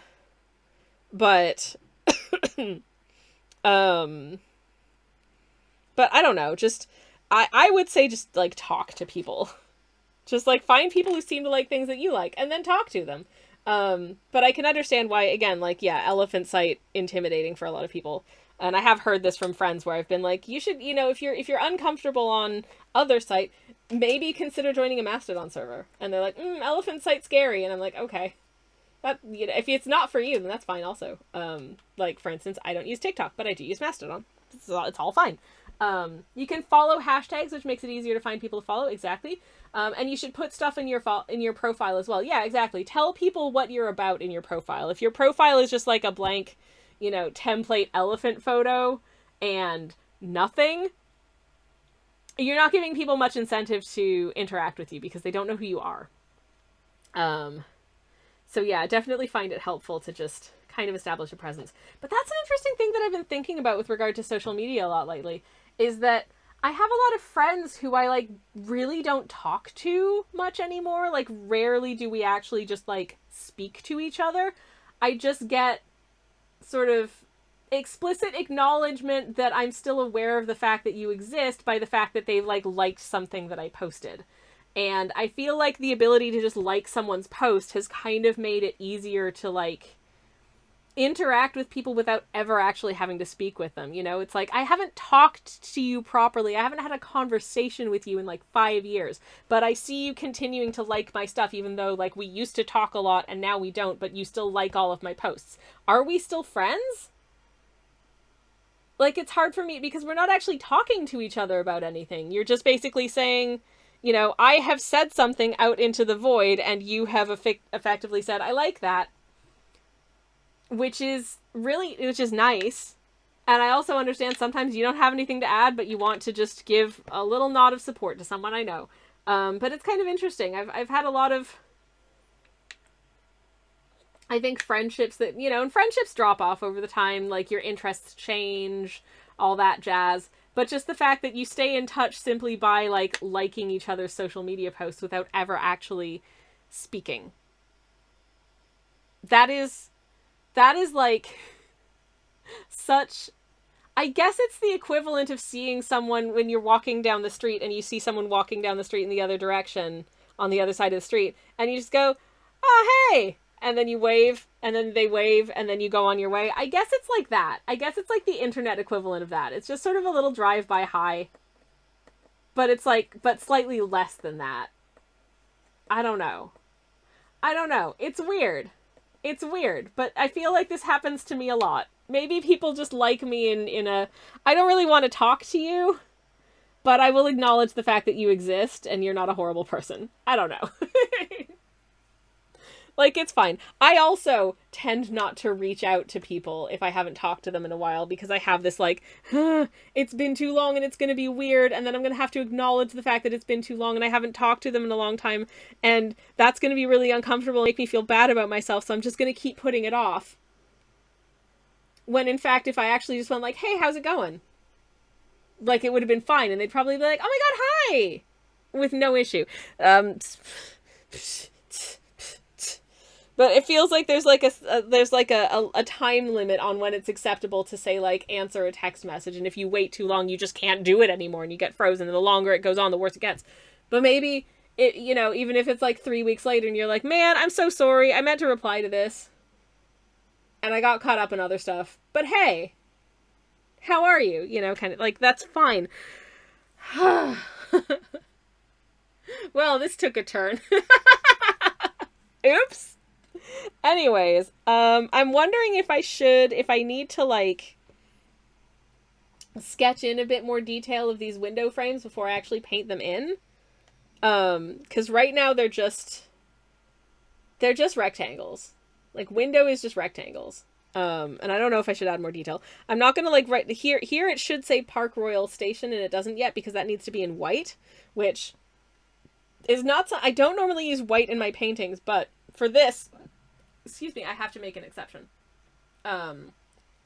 So for this, I do have white ink, so I will be using white ink to put the white lettering in on Park Royal Station here. Because trying to mask out lettering that tiny, like, this tiny, is basically impossible. I would not be able to do it and have it come out clean, right? So it's much easier to just paint that down in blue and then paint Park Royal Station on top of it in white ink. And in as much as that's actually possible, and the opposite of that is not. I've just noticed that there's a little bit of blue paint that got onto this bit of ceiling-y doot that I do not want to be there, so I'm taking a little bit of water, a little bit of tissue. I'm just going to blot that away, and I think there might be a tiny shadow of it, but I think it's so minuscule in amount that I don't think that's going to be a problem for us later on. I'm also going to get this gubbins off of my palette because I don't need it anymore. And then I will look at doing maybe like sidewalk color or brick color. I don't know. Sometimes I'm real jealous of digital artists because they can just take like a photo of something and eyedropper tool it and get the hex code for the color they need or something close to the color they need. I can't do that. I just have to look, and sometimes when you're looking at colors in the context of one another, they lie to you. And you might think, oh, that's a pretty light color. But then if you actually were to, like, eyedropper it, you'd be like, that's dark gray. there's just not really a lot of like range in this image kind of thing, or in this like environment. Struggles. Anyways. Yes. What was I saying? Can anyone remember? I don't know. Oh yeah, I need to take a little breaky do. So I hope it's okay if I do. I'm gonna just have a quick sip of my coffee, which remains delicious. Is the station black and blue or white and gold? Asks Leaky. Objectively, it's black and blue. Anyways, before we go, Luna says, I've had the reverse almost happen at some point last year. I posted a selfie and it got a reaction from someone that absolutely sent me into a panic because it felt really out of left field coming from them. Oh, geez, I ended up talking to my therapist about it. And honestly, long story short, I was mostly likely overacting, but it was just a weird feeling. That I have felt that before. Or similarly. So it's not just you. That is also a thing. For sure. I hope the composition of this piece is okay. I'm looking at it. It was a positive reaction. It was nothing dramatic, but anxiety brain. Oh, my friend. Oh, my friend. Hearts. And I'm going to go on BRB. Otherwise, we're being catapulted into ads in just a second, and I don't want anybody to miss anything. So BRB screen. Where the heck is my BRB screen? Okay, there we go. BRB, everyone. I'll be back in just a minute. BRB. Hi. I'm back. Hello. Thank you so much for sticking around and waiting and doing all the things. It's nice. It's good to be back. I need to figure out what colors I need now for the rest of my painting. Hello again. Hello. It's nice to be back. It is so humid in here. It's not hot in here, but it was so humid that when I got up, like the back of my trousers, like the back of like the legs of my trousers were a little damp. That's how humidity it is in here. Good Lord. No wonder, I mean, my hair looks amazing today. My hair looks so pretty right now. And I'm in an ugly pajama top, so no one will see it. But I've seen it, and I know that my hair looks really pretty today, and I also know that as soon as I sleep on it, it's going to look like trash in the morning, and trash until I wash it again, which I won't be able to for the next few days because I'm going to be away from home. I can't wash I'm one of those people who can't wash my hair every day because it gets too dry. Don't sit on the paint water, says Rex. Oh God, oh no. Absolutely do not sit on the paint water. Also, the paint water is a beautiful color right now. Ogum, says Rex. This is an incredible shade of blue. Ogum, that's so nice of you to say. Thank you. I adore this color. Can I tell you what color it is? Yes, it is. It is this Gansai color number 44, Gunroku. Which means, I don't know what that means, but I can look it up, I guess. Hold on. We're looking it up. Choosing Keeping Retro Watercolor Set 1930s, which is one of my favorite palettes I own because it is so stinking pretty. Mixed green, apparently this means. Traditionally, this is made of a mixture of azurite and malachite. And it's so pretty. It's so pretty. I love it so much. It makes me very happy. And we are not sponsored by Choosing Keeping and their beautiful sets of Japanese watercolor paints, but I do really love them. So consider this a mild endorsement. If they wanted to sponsor me, it would be an even larger endorsement. Because I enjoy monies. Anyways, I think... Okay. I'm looking at a photo of this station in, the kind of lighting situation that I'm trying to, oh God, it's broken. Looking at a picture of this station in the kind of lighting that I'm trying to recreate, like so. So, like so. And there is quite a warmness being cast onto the sidewalk as well. I was going to have this just be like straight ahead gray, but I think it needs to be a little warmer because there's definitely light spilling out onto the sidewalk. But what the heck? I can't eyedropper tool this from my phone. What color is that? I don't know. It's just kind of... It's one of those colors that makes no sense. It is a color? Question mark? Is it? I don't know. This is hard. Why did I do this to myself? I think I'm going to sketch some details onto the window frames before I do that because it's breaking my head. All right, but I can do that. I can do that. I can do sketching some detail onto the window frames, I reckon.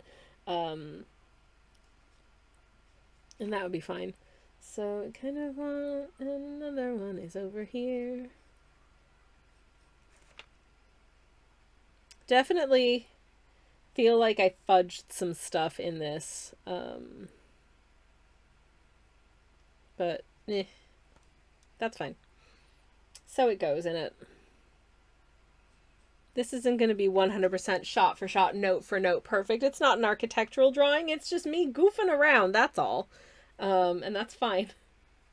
I'm already noticing some mistakes I made about the shape of the building, but shh, don't worry about it. It is what it is, okay? These windows have like a doot on the tops and the bottoms. Like this. So I'll add that in.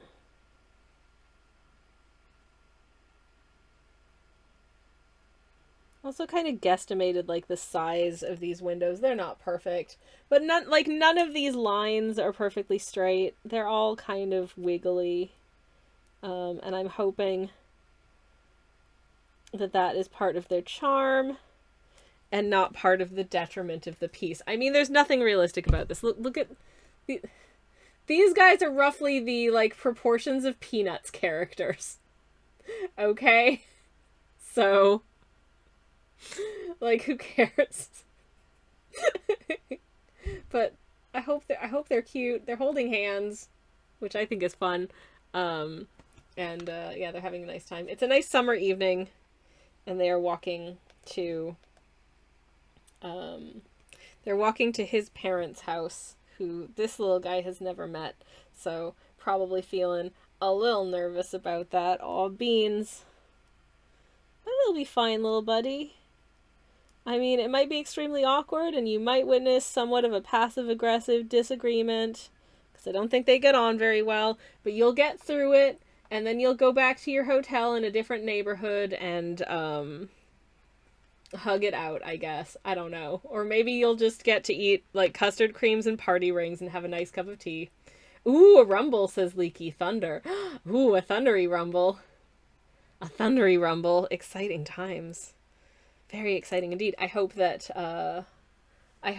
you don't have to go be outside in it unless you would enjoy that, in which case I hope you do get to be outside in it.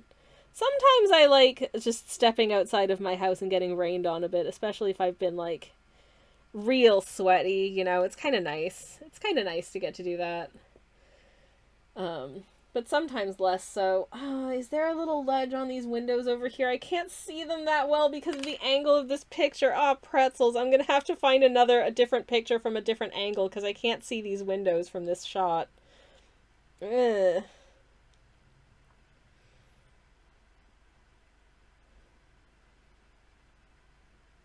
Give me a better angle. Oh, oh, okay, here's an angle. Here's an angle. The lighting is very different, but at least it's an angle.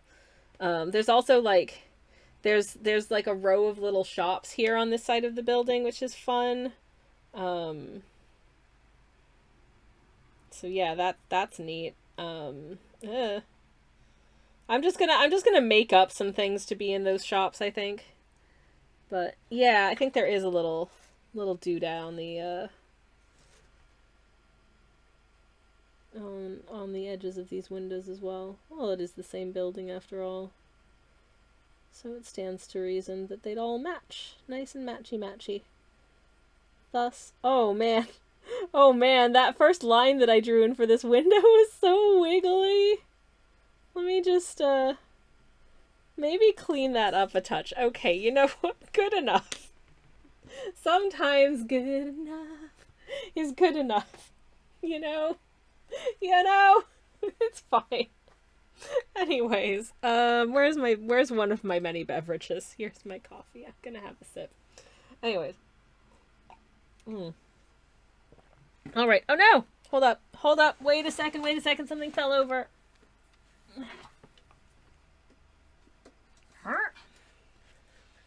Sorry, something fell over.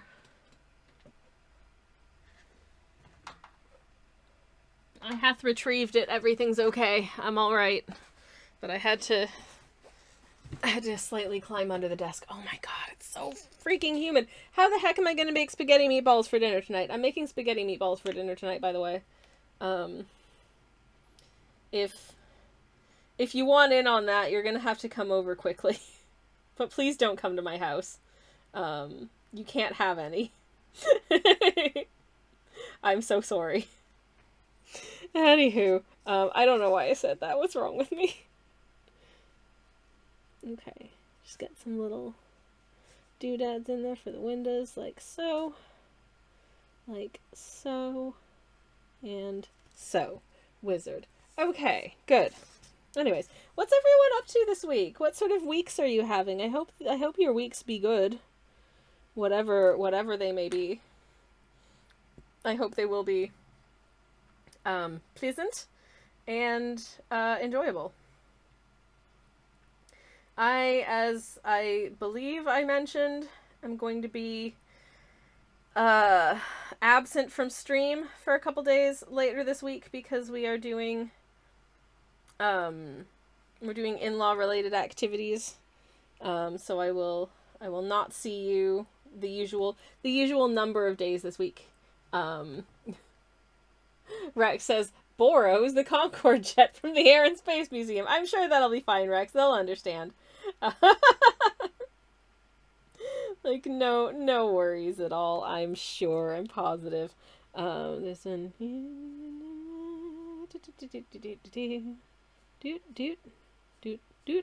Okay, there we go. Another one here. Yay! It's for spaghetti. They'll understand, says Rex. Yeah, exactly. It's a spaghetti situation. How could you not? That's very important. If you are a spaghetti enjoyer. Anyways. And personally, I am. I'm looking forward to a spaghetti meatball situation, but I'm not looking forward to being warm in the kitchen. So I'm hoping I can cook this as quickly and efficiently as possible. I do use the have your hob on for as little time as possible method of cooking pasta, which is you boil the kettle. So you start with boiling water, you put it in your pot of salted water, you boil it, it's already boiled, you stick it on the hob on maximum, you chuck your spaghetti in, you let it boil for 2 minutes, and then you just switch it off and let it continue to cook in the residual heat, and that's all it needs. That's how I cook my spaghetti. And thankfully it also works for gluten-free spaghetti, so I can continue to do that with my spaghettis. Because it's good. Anyways, okay, so I've got a doot, and then a doot, and then a doot. Yep. And then like a doot, a doot, a doot. These are getting kind of abstract. There's just lines. There's just windows. It's like whatever. It's like whatever, that'll do. Okay. Yay! We did it. Good enough. Yay! But yeah, having a bit of a time trying to figure out what what paint color I need to get the color that I want it to be, because it's a confusing color to my brain, is what I'm trying to express. Like, how did people, how does anyone paint anything? I don't know. Because, like, I would like to paint this sidewalk, but the sidewalk needs to be painted in the context of it's dark-ish, but it's that sort of like light early dark of the evening, and it's being like illuminated by like the lights coming out of the station, which are real pretty. And that is,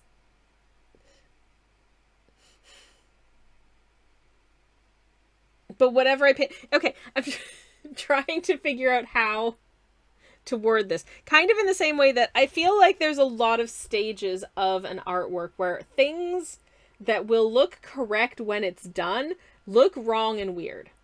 You know, for instance, like a lot of the time you might use, and it's a really effective tool for watercolor, to do like an underpainting. So you start by, let's say, like, you start by painting the shadows in. I usually do the shadows last, but a lot of people will, and I've done this before as well, to paint the shadows in first, and sometimes to get a really interesting sort of like dynamic shadow tone, to use a color's complement for the shading, because that will automatically dial back like the vibrancy of that color and give it more of a sort of, it neutralizes it a bit, right? Which, you know, if you know basic color theory, you understand this. But if you just have, say, like, you know, let's say like a strawberry, and you've just done the shading, and so it looks just green. It's like, well, that looks incorrect. But once you've finished the painting and painted in all the red bits, you're like, oh, I understand why we did that now. This makes sense. Similarly, I find a lot of the time when I've got, say, like, when I just had... So I've built this sketch out quite a bit, obviously. But what I started with was just kind of a series of lumpy shapes. And looking at the lumpy shapes without, say, the context of any lighting, shadows, colors, features like windows and stuff, it just all looked very flat and very wrong. Like, it just looked like it was incorrect. I was like, I can hold this up to a photo of Park Royal Station and know that apart from the slight wiggliness of the lines and the mild imperfection when it comes to perspective, that this is pretty much what Park Royal Station looks like. But looking at just like the outline shape of it in isolation, it's like, this looks wrong. Similarly, a lot of the time, and I've had this experience many, many times doing like, in terms of like human anatomy and doing poses and using like a reference for a pose, whether it's a model or a photo. It's very trust the process, as Luna. Yeah, exactly. It's very trust the process. But sometimes it's hard to trust the process. Like, it's not easy. But what was I gonna say? When you're like doing like life drawings, like drawing someone in a specific pose, a lot of the time when you just have the line art of said pose, things can look weird and wrong. And it's just because when you're looking at like a person or an object in real life, it has 3 dimensions. It has shadows, and your brain can interpret that like this is a curve, that kind of thing. There's something your brain knows to fill in, for instance, like if someone's sitting in a way such that like you can only see sort of like the top of their leg. You know that there's more leg behind there most likely, but you can't see it, but like you know it's there.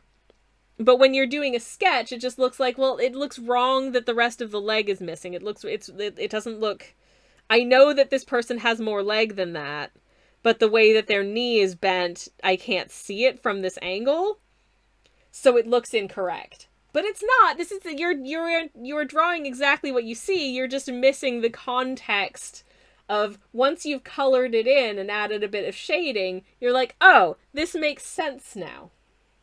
Anyways. Kobe's joke's on you. I have 4 dimensions. Congratulations! Congratulations, and I love that for you. Can you give me any hints and tips and tricks on how to get any more of them? I would love to have at least 6, ultimately. So, any advice would be greatly appreciated. Anyways, I'm going to take a sip of my beverage. Good.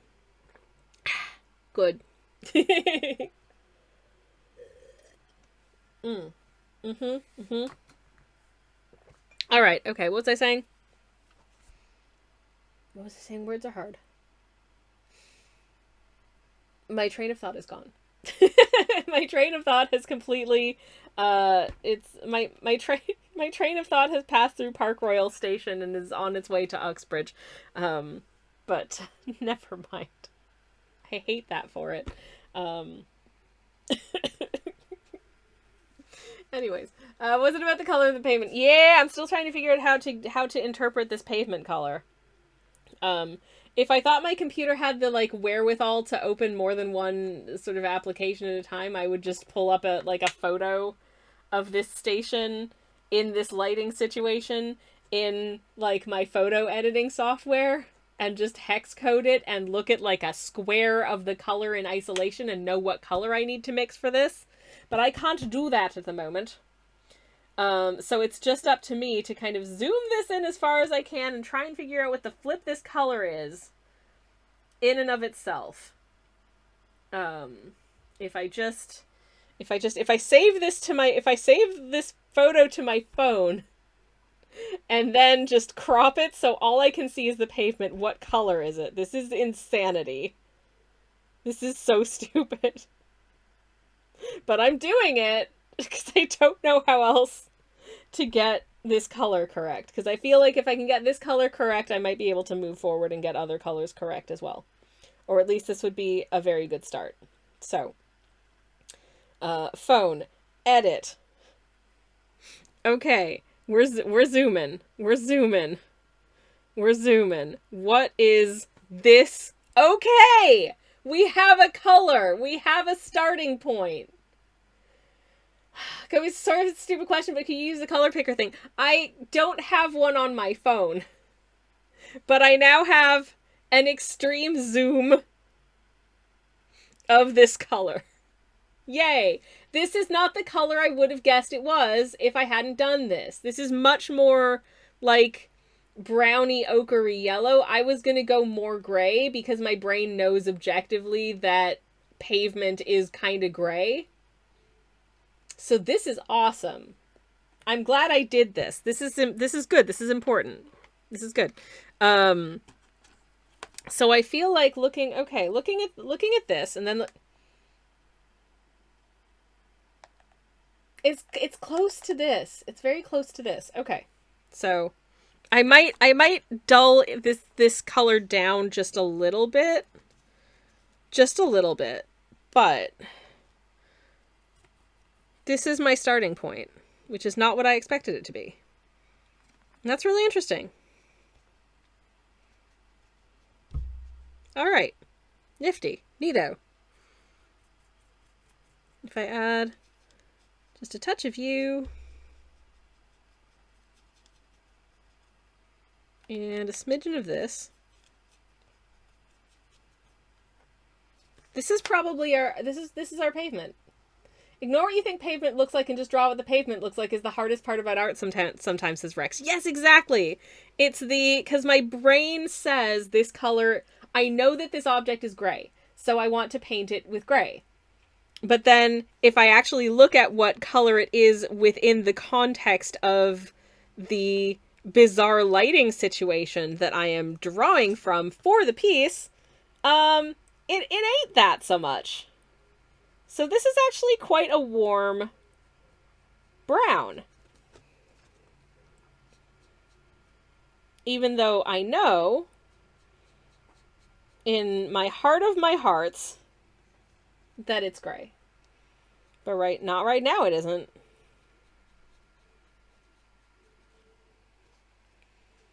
It is possible, I think, that these bits are probably a little bit less illuminated. So I might give it a little... I might darken that bit down a little bit and make it a little bit less overtly brownish than the stuff over here, because obviously the station is very well illuminated because it's open later than possibly like the little greengrocer or the whatever over there. So that might happen shortly. Get some little pavements around our little guy's leggies, like so.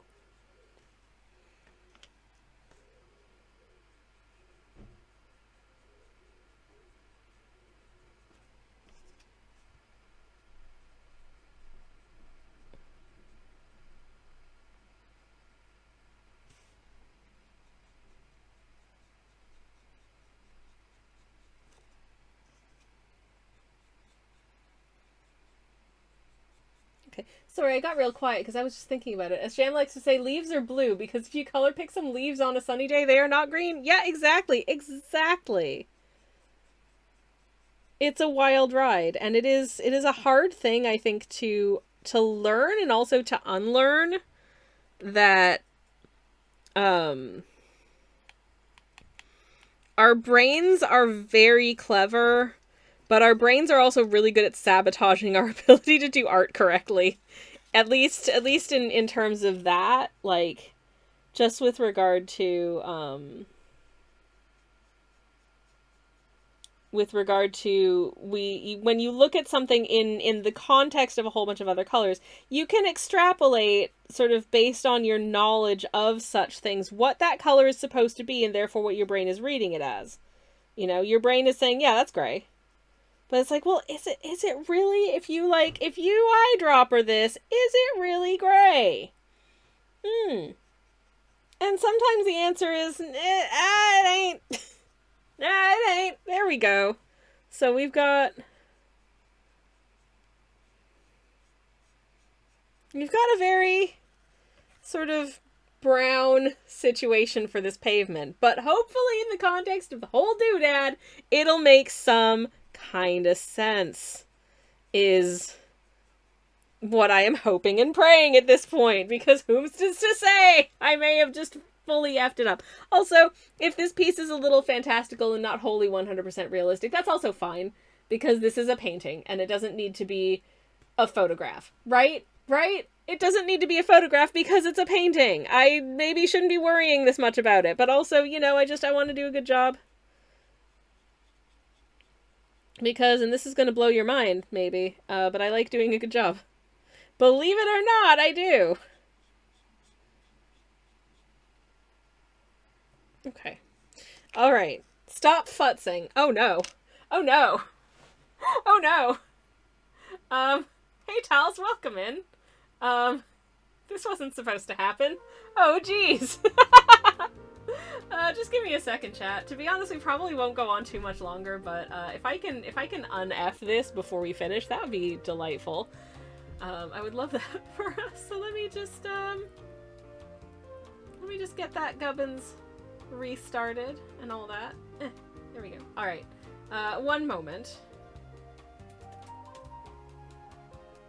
Let me just do this. Anyways, how are you doing? How is everyone doing? How are your Mondays?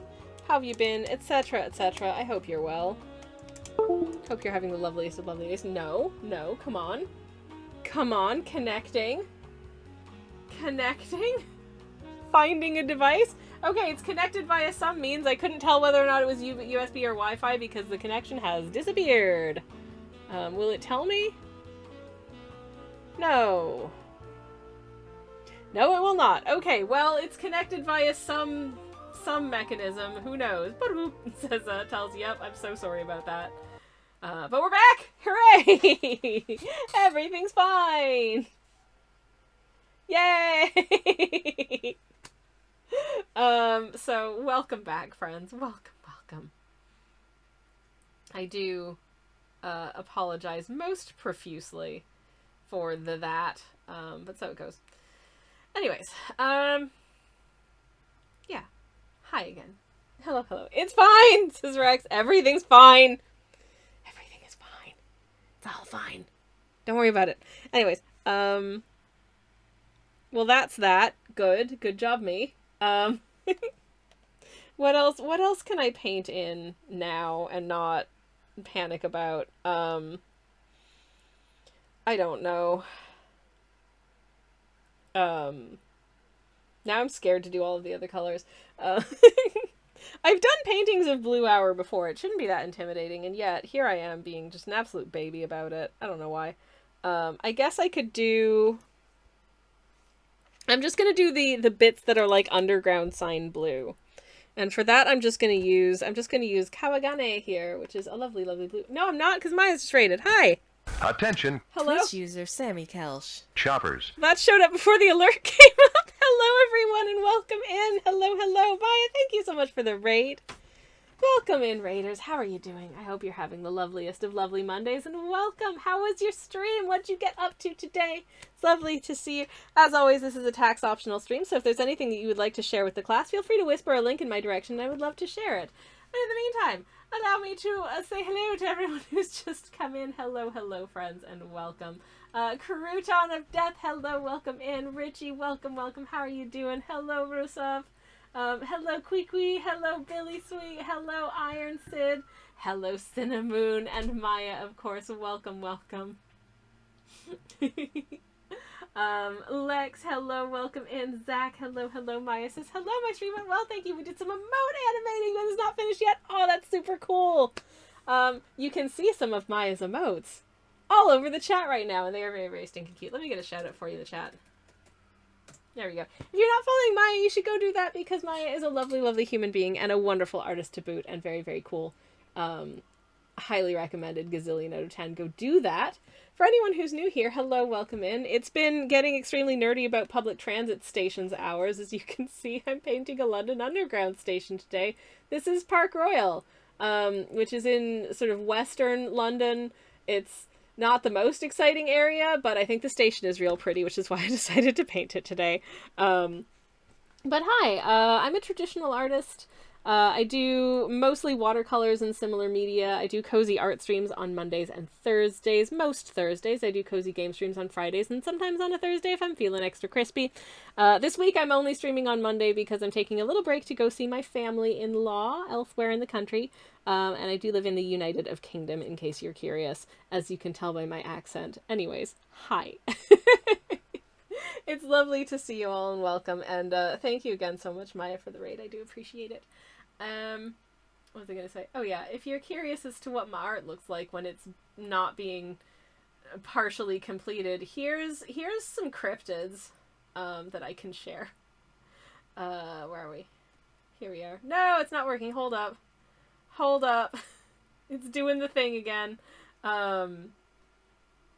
It's become broken. But anyways, here's some cryptids at a pride parade, as you do. Just having a little time. This is Cinnabar Mothman and Rosie Maple Mothman. They're dating, they're in love, and they're having a nice day at the pride parade, as you do. Anywho's, that's that. And this is me today. This is what we've been working on. But yeah, thank you for coming in. Lovely to see you as always. I shall take a sip of my coffee, which is a lovely, I think, honey process, if memory serves. Single origin from Uganda, that has notes of strawberry and cream, and it's very good. It's very good. I am getting a decided fruitiness on it, but also like I don't know. It's cozy and it's fruity, which is exactly what I want in a cup of coffee. Don't get me started on coffee again, or we'll be here all day. Anyways, we just had a really long ramble about color theory with this piece. Specifically because I'm painting this station at Blue Hour, which is that time of day where like the sky is that really rich shade of blue, and all of the things that have lights illuminated really glow like super golden against it. And it's so pretty, but also color theory is brain breaking when you're trying to put colors down on a white canvas. And you're like, for instance, we just did the pavement. I was like, the pavement, my brain knows the pavement is gray. But if I take a photo of this station at this time of day and zoom way on the pavement, we can see that actually, in context, it's brown. But it's really hard for your to like just seeing this, it looks wrong. But once everything is painted in, it'll look correct. It's a lot. Anyway, so that's what we're doing. Today's paints are the 1930 set from the Choosing Keeping's Japanese Retro Gansai watercolor set. I love these. This paint palette is so stinking pretty. I love painting with this paint palette because it's so stinking pretty. And they're also just really nice paints. Anyways, so that's what I've been up to today. I hope you are all well. I hope you've had a nice day so far. I'm probably not actually going on all that much longer at this point.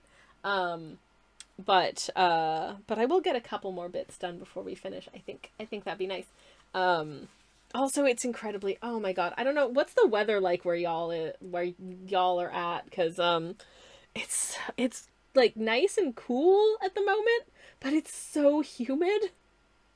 It's so humid that I'm just like, I shouldn't be this sweaty. It's not that hot, but it's so humid. Oh my gosh. It's been raining, but it just stays damp. I don't like it. Color theory is says Maya. I wholeheartedly agree. It really is. It breaks my brain. I've been working on a lot of like color theory stuff just because I find it really interesting and I find it really fun to like work within. But also it just wholeheartedly breaks my brain. Like this piece we were working on last stream, it's not quite finished yet. But I actually, this is a new paint palette that I've been testing out making, where basically we've got a representative rainbow, but the anchor color, so all of these colors have a portion of raw umber mixed into them, which gives us a very limited palette. And like, this is weird, but I feel like within the context of itself it makes sense, you know what I mean? I don't know, I feel like this palette is very frog and toad coded in terms of the like the actual range of colors is much more limited than the visible spectrum of light, but they all make sense together because of that. It feels very coherent and cottagecore. I don't know. Anyways, the weather here is weird, says Maya. Oh goodness, I hope it's not a terrible weird. I very much hope it's not a terrible weird. It is just damp here. It is just, ugh. No matter what I do, I'm just going to be, even though, like I said, it's not hot, but I'm so sweaty. Oh, I don't like it. I love this palette so much, says Maya. Thank you.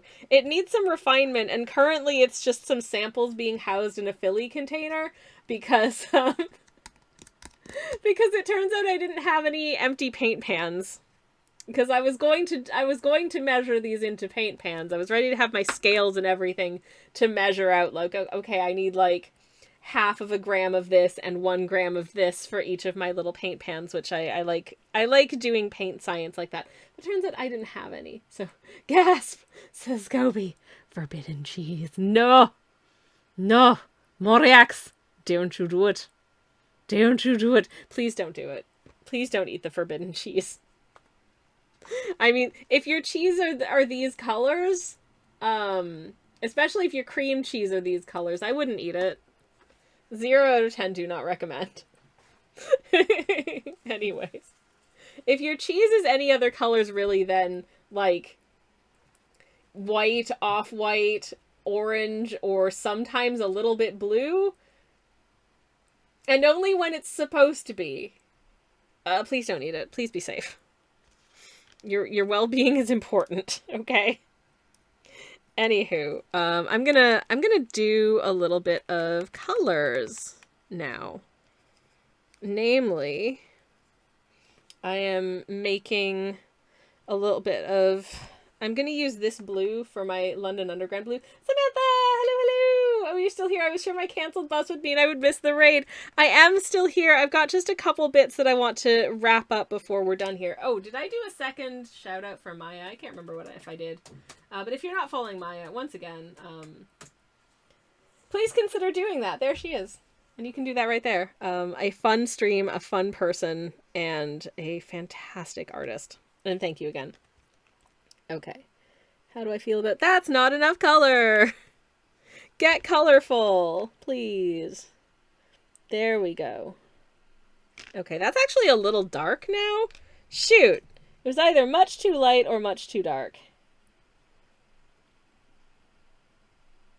This is actually, like, darker than the traditional London Underground blue, but again, I feel like standing in contrast to the... Also, this sign is slightly on the piss, which is great. Standing in contrast to the, like, bright golden light coming out of, like, these windows and this doorway and that kind of thing, I feel like it's gonna feel like it's a little darker. So actually, that is fine for that, then. These little underground signs up here. This building... So for anyone who isn't familiar with this building, this is Park Royal Station in London. I think it's a very impressive looking piece of architecture, which is why I've chosen to paint it. Is it the most important station on the Underground network? No, not really. It's mostly next to, like, a little retail park that's got, you know, like a furniture shop, and there's like a car dealership over there, a cinema, and on the other side behind it, it's just like residential neighborhood stuff, right? So it's not like the most exciting of neighborhoods or areas. It's not in central London. It's kind of a reasonable distance out west, on the network. But I just think it's a really beautiful station, and it's not one that I've had the chance to draw or paint before. But I have been around it many times. Like, I go past it on the bus every time I visit the big city. And I always think, oh, that station looks really nice. I should go visit that station sometimes. And then I never do, because there's nothing there. The only thing there that I would want to visit possibly is that, like, 5 minutes walk away, there's a Tim Hortons. But I know from experience, as a Canadian who lives in the United Kingdom, I know from experience the Tim Hortons here aren't quite as good. The coffee I've had at Tim Hortons here is not as good. And I can't have gluten anymore, so it's not like I can eat any of the donuts at Tim Hortons anyways. Oh god, I can never have Timbits again. Or I could probably have, like, one Timbit and then feel kind of sick the next day. Which I would rather avoid, so no more Timbits for this person. Oh well, so it goes. I'm trying not to grieve all of, like, the wheat-containing foods that I've had to stop eating last year. But it's really hard. It's actually really hard. Anyways, I'm waiting for this color to dry down so I can do the red bits of the roundels. If you're not familiar with the London Underground, it has a really cool, very iconic logo, which you'll see the rest of in just a minute. As soon as I feel like as soon as I'm confident that this is, it's still a little bit wet. As soon as I'm confident that this is dry enough that I can safely apply another color on top of it. Anyways, the other thing that we were working on today, because I had quite a lot of waiting time to get this color to dry down, which I love this color so much. I love this color. Get a load of that texture. That is some heckin' fun granularity. Because I had some time to wait for it to, like, dry down, right? I also drew all of the books on the bookshelves behind Dracula here. I'm doing a Dracula. Kind of, sort of, a little bit. It's a Dracula-esque riff, on the, oh, you're not drinking? Ha ha ha ha ha ha, my dear. I never drink wine. It's such a silly line. I just love it so much. It just makes me so happy. Anyways, I don't know where these stairs are going. Possibly, possibly. Also, I've noticed. Oh, hold on. I've noticed some things I want to fix about these stairs, because I kind of. Okay. The stairs make mildly more sense now. Yay. Okay, it's much better. Anyway,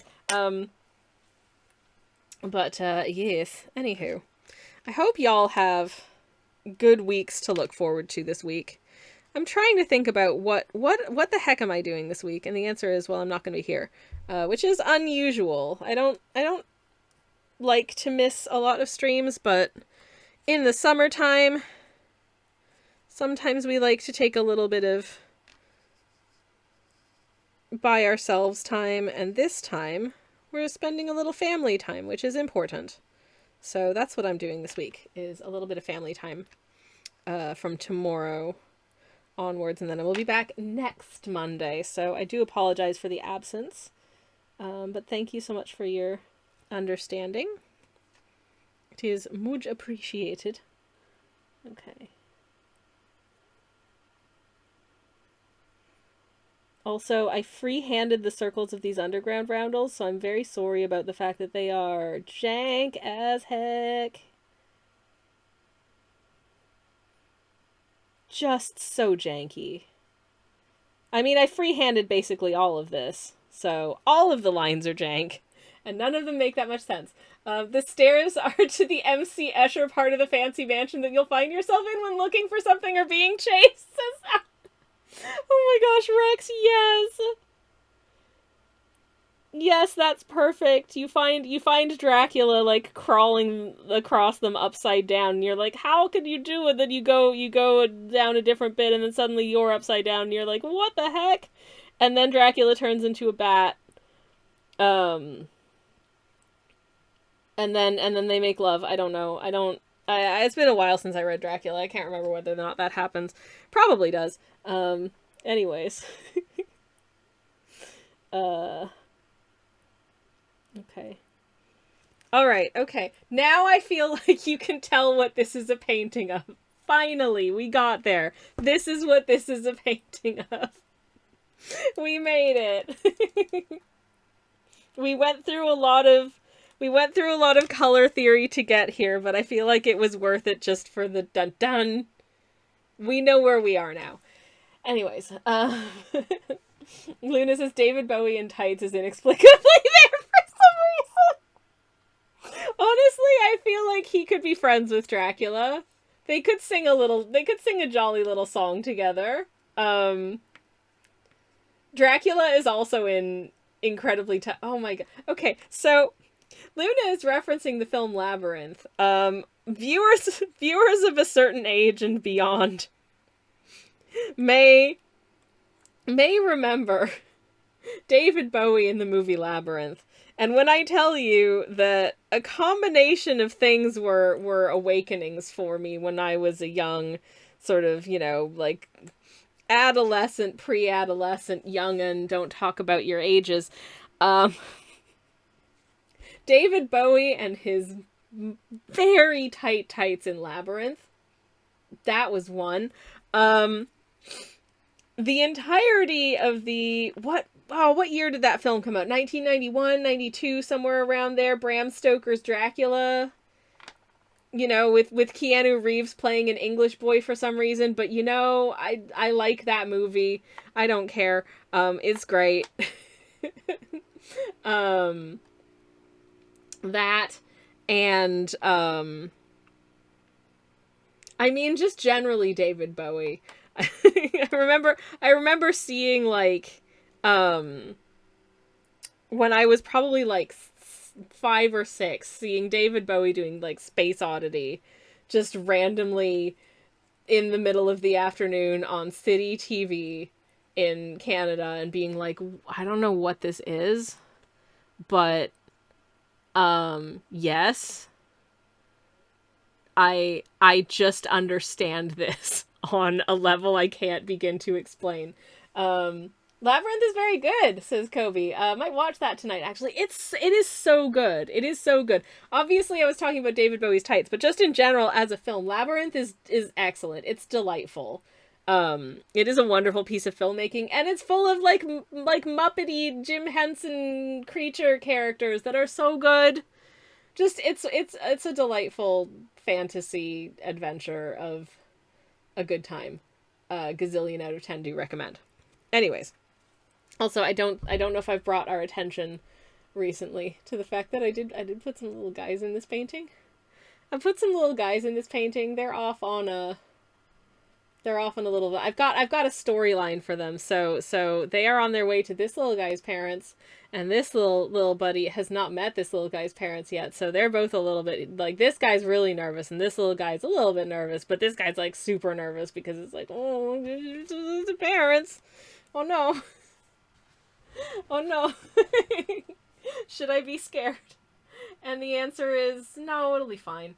But definitely a little bit of nerves going on for that reason. Anyways, I've just seen the time, and I do have to cook spaghetti tonight. So I think I'm going to call it there for today.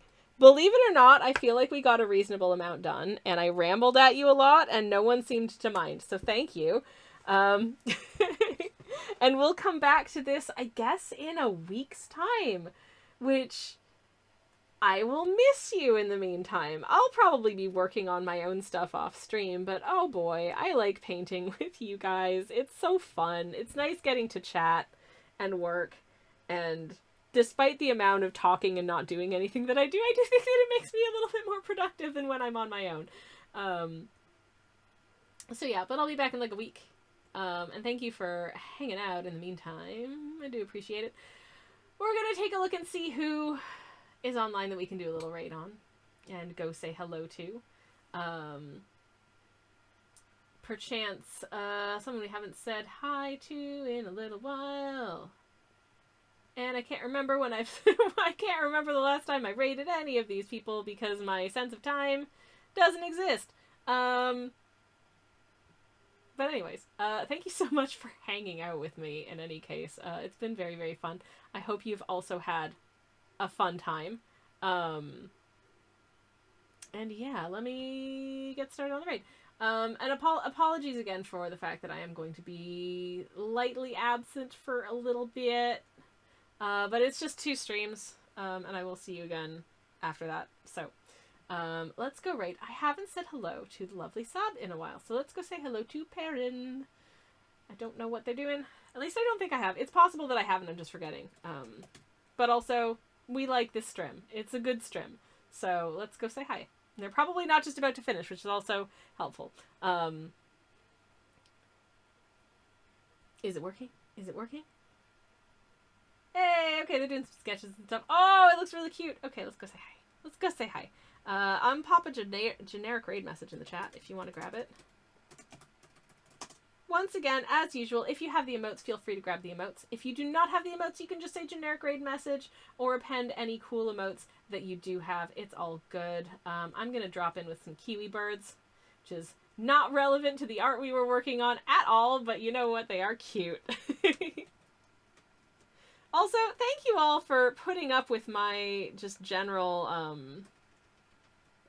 rambling about public transit stations and station design and that kind of thing, because that's one of my special interests. And I do have a lot of thoughts and feelings about them, as you can tell. So thank you for tolerating that. We'll probably come back to it again when we're back here in a week. But yeah, thank you very much. Thank you to Sammy Ann and to Maya for the raids. I do very much appreciate you trusting me with your beautiful people. We will be back very soon. I hope you have a wonderful week in the meantime. You can keep up with us on the Discord if you want to as well. I'll pop a link to the Discord there if you want to grab it real quick before we disappear out of here. Yeah, thanks for watching, everyone. Thank you so much for hanging out, and I shall see you in a week's time here, but sooner than that, elsewhere on the internet. Thank you so much. Have a wonderful evening, everyone. Good night, and good luck.